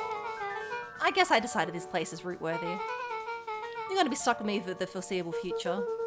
I do have to warn you, most years aren't gonna be as interesting as this one. I think I'll manage. Ready? Yeah, she has the drip. Before we go, there's a bit of a surprise. What is it? A little tree. My mom's prepared this tree especially for you. They didn't have to do that. It wasn't just them. Just about the whole town pitched in. We all owe you. You should do okay in the cold of old Beacon Pines. And thrive as things warm up. That's perfect. Oh my god, it's time to take Jeff's wild ride. I'm ready now. Jeff's wild ride. Get out of the way, Bonnie. Jeff, let me in. Ah, you got it. Now that's a good looking tree. Being a special occasion and whatnot. The ride's on the house. You're gonna want to hang tight onto that little tree. Let me in.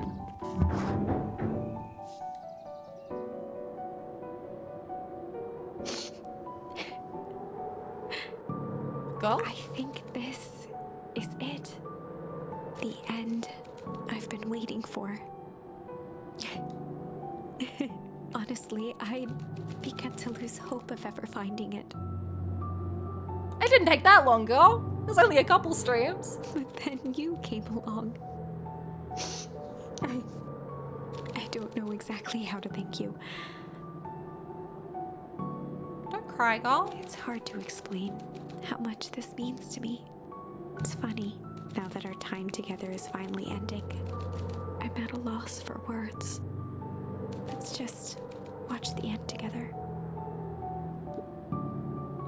Done. A good little tree.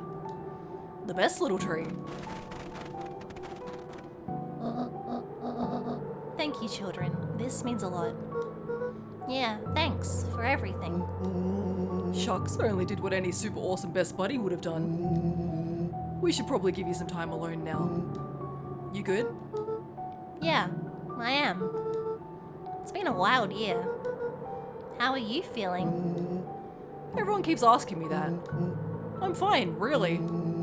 Pa says the only thing fitter than a filler is a cello. I feel like a dang cello.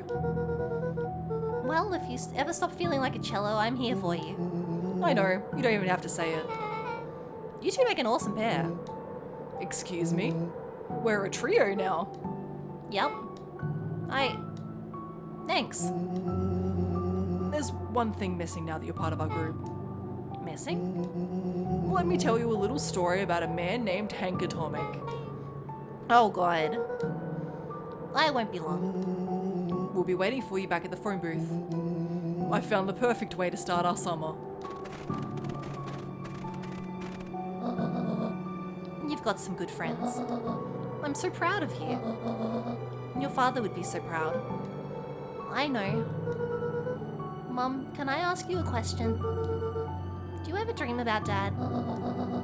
Not a night goes by that I don't. Are you ever afraid that you're going to forget him? Forget what he looked like? Forget his voice? No, because so much of him lives on in you. He loved that old tree, but I know he would have loved this one more. Because his two favorite people planted it. I'll give you two a moment.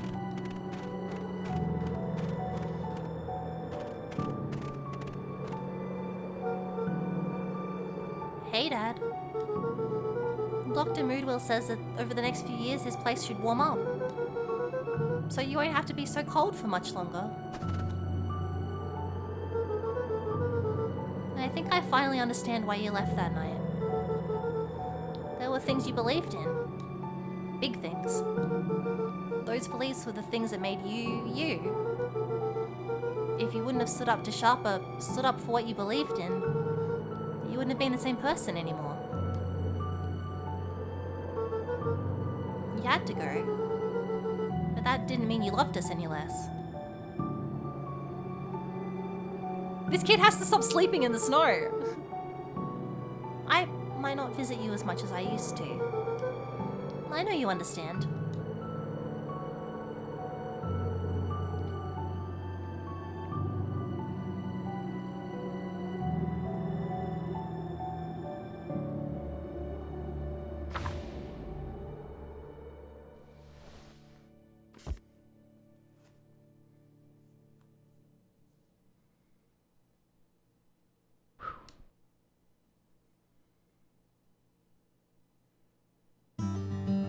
We did it! That really was the end!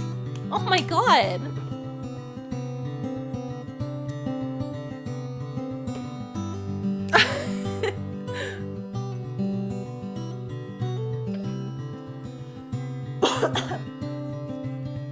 That was so cute! Oh my lord. It's such a cute little game. God, there were some rough moments in there. What a sweet little ending.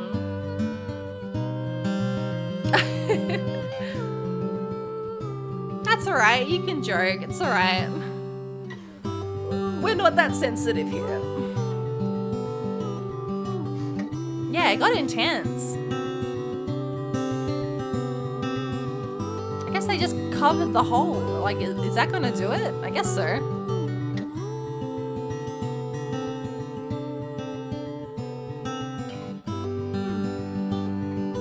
I'm so glad we knocked this out this week. I was getting worried it was gonna keep going for a while longer. I was like, man, I'm gonna have to do it again. I was worried about starting it up and it only being like an hour's worth of stream.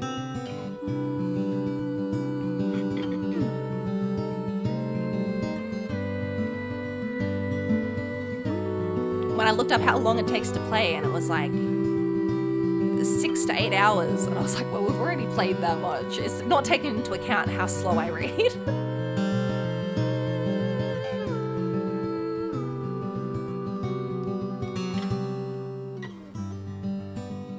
These must be Kickstarter people? I wasn't watching. Just a cat. Cookie.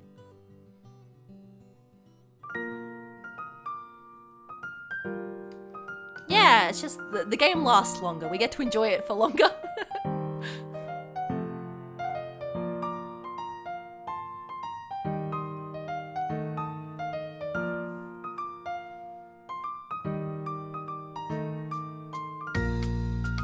Oh god, I have to cough again. It's because my drink ran out.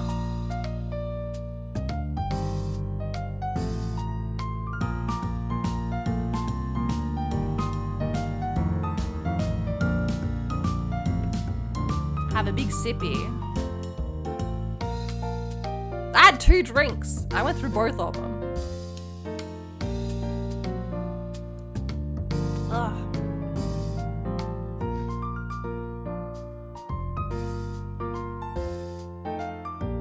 Oh my god, a lot of people backed this, huh?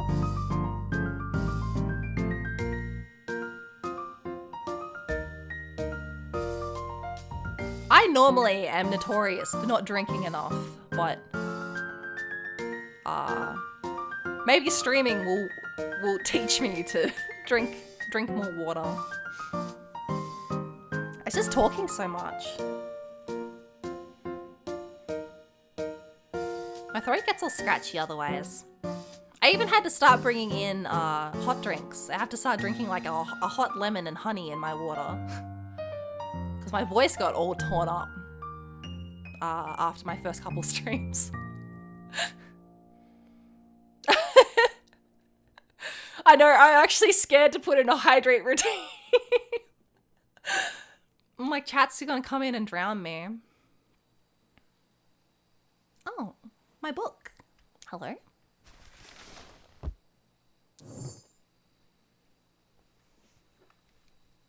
The vile vial.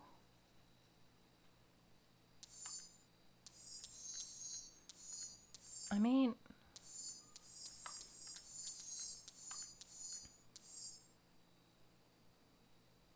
Oh, like the tree's all green now.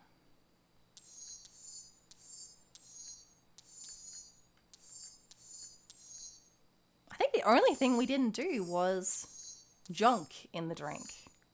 So we'll just go do that real quick. I just want to see what happens.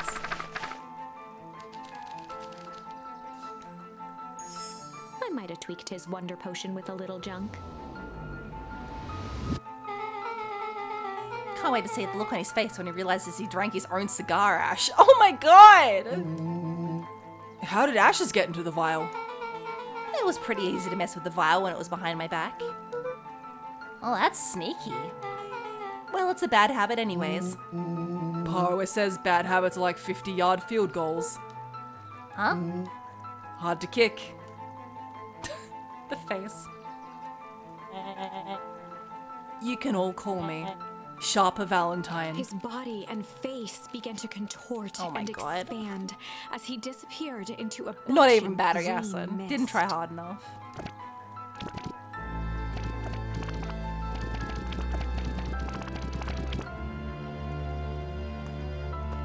Eh? Oh my god, he got Thanos!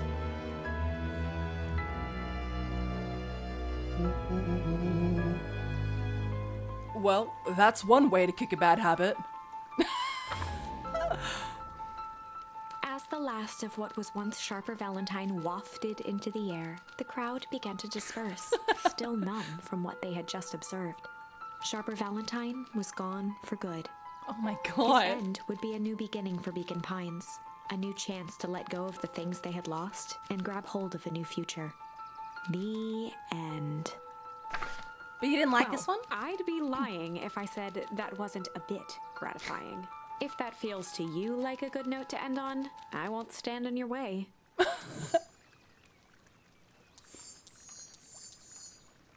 already got the ending. We did it. I think that's it.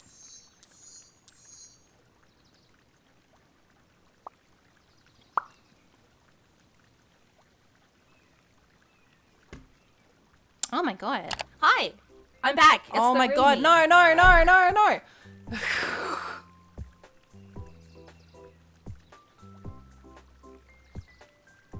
So we did a little recap video before the stream. That's what just started auto playing. Oh, that scared me. Just getting yelled at in my own voice.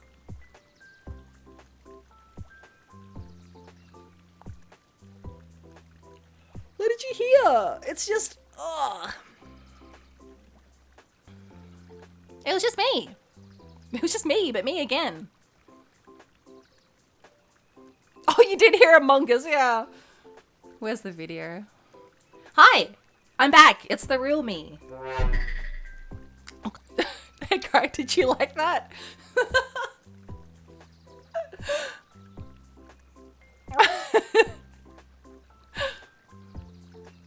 Yeah, that was our recap video from last stream, in case anyone missed it. I won't play it now, because you already saw the end. You don't need to catch up on what happened. And it goes for like 9 minutes. Oh. I'm gonna close this game. Get out of here. Alright, that's probably my stream for today. We finished a game. I love when that happens.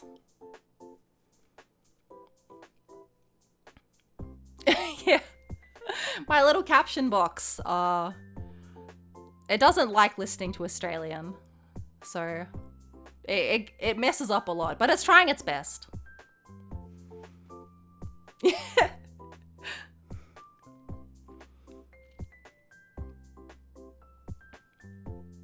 It's alright.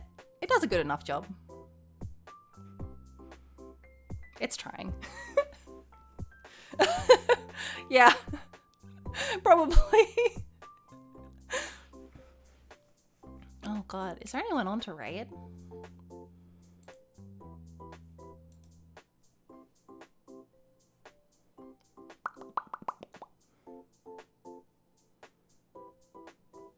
Thank you, I'm glad you liked it. I'm glad we got to see the end together.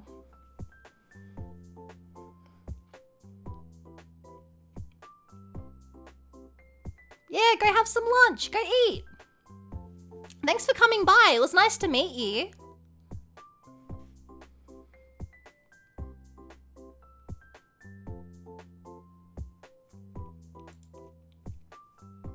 Oh god. I'm just looking around.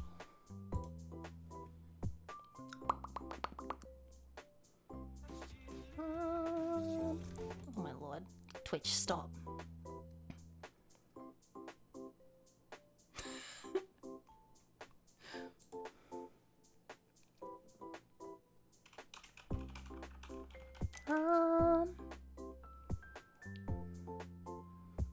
Well, I don't know you that well yet. I'll withhold my judgment then. I'm sure you're lovely.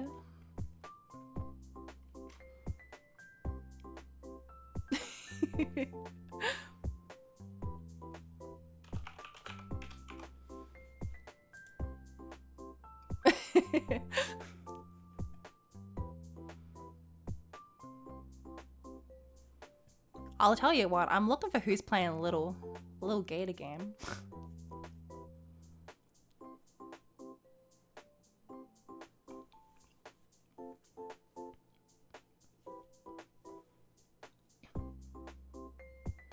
I know. I miss little gay game already.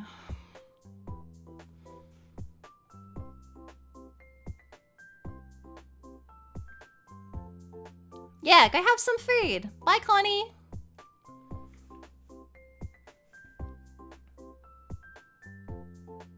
Man, there's not many people streaming it actually. 好啦，先唔好啦。 God. It's the thing with finishing at this time of night.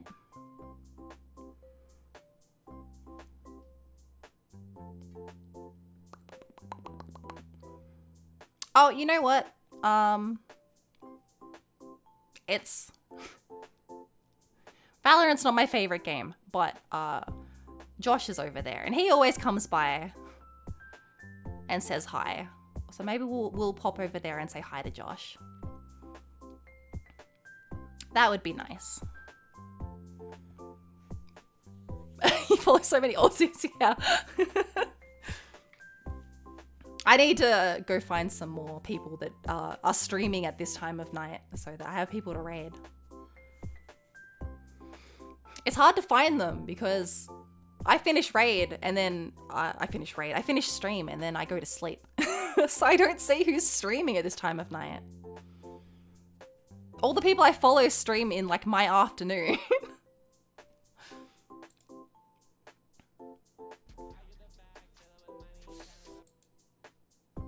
Alright. God, I've lost my raid thing already.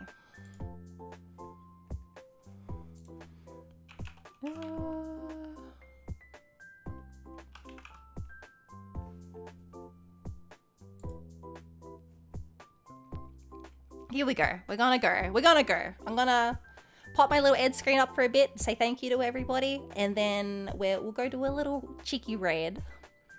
Oh god. I won't see everyone again before Christmas. I'm having tomorrow night off, and then it's Christmas. So I hope everyone has a good Christmas. I hope you have a nice day. I hope you eat some good food. Yeah. Have a nice weekend. I'll be back on Monday, probably. I don't know what we're going to play next week. I'll have to think about it on the weekend. I'll have my schedule up. Sunday. I might do it on Christmas. We'll see. It might be Monday. I'll see how busy Christmas is. Thank you, Ara. Okay, I'm gonna head to bed. Alright, night. Bye, everyone.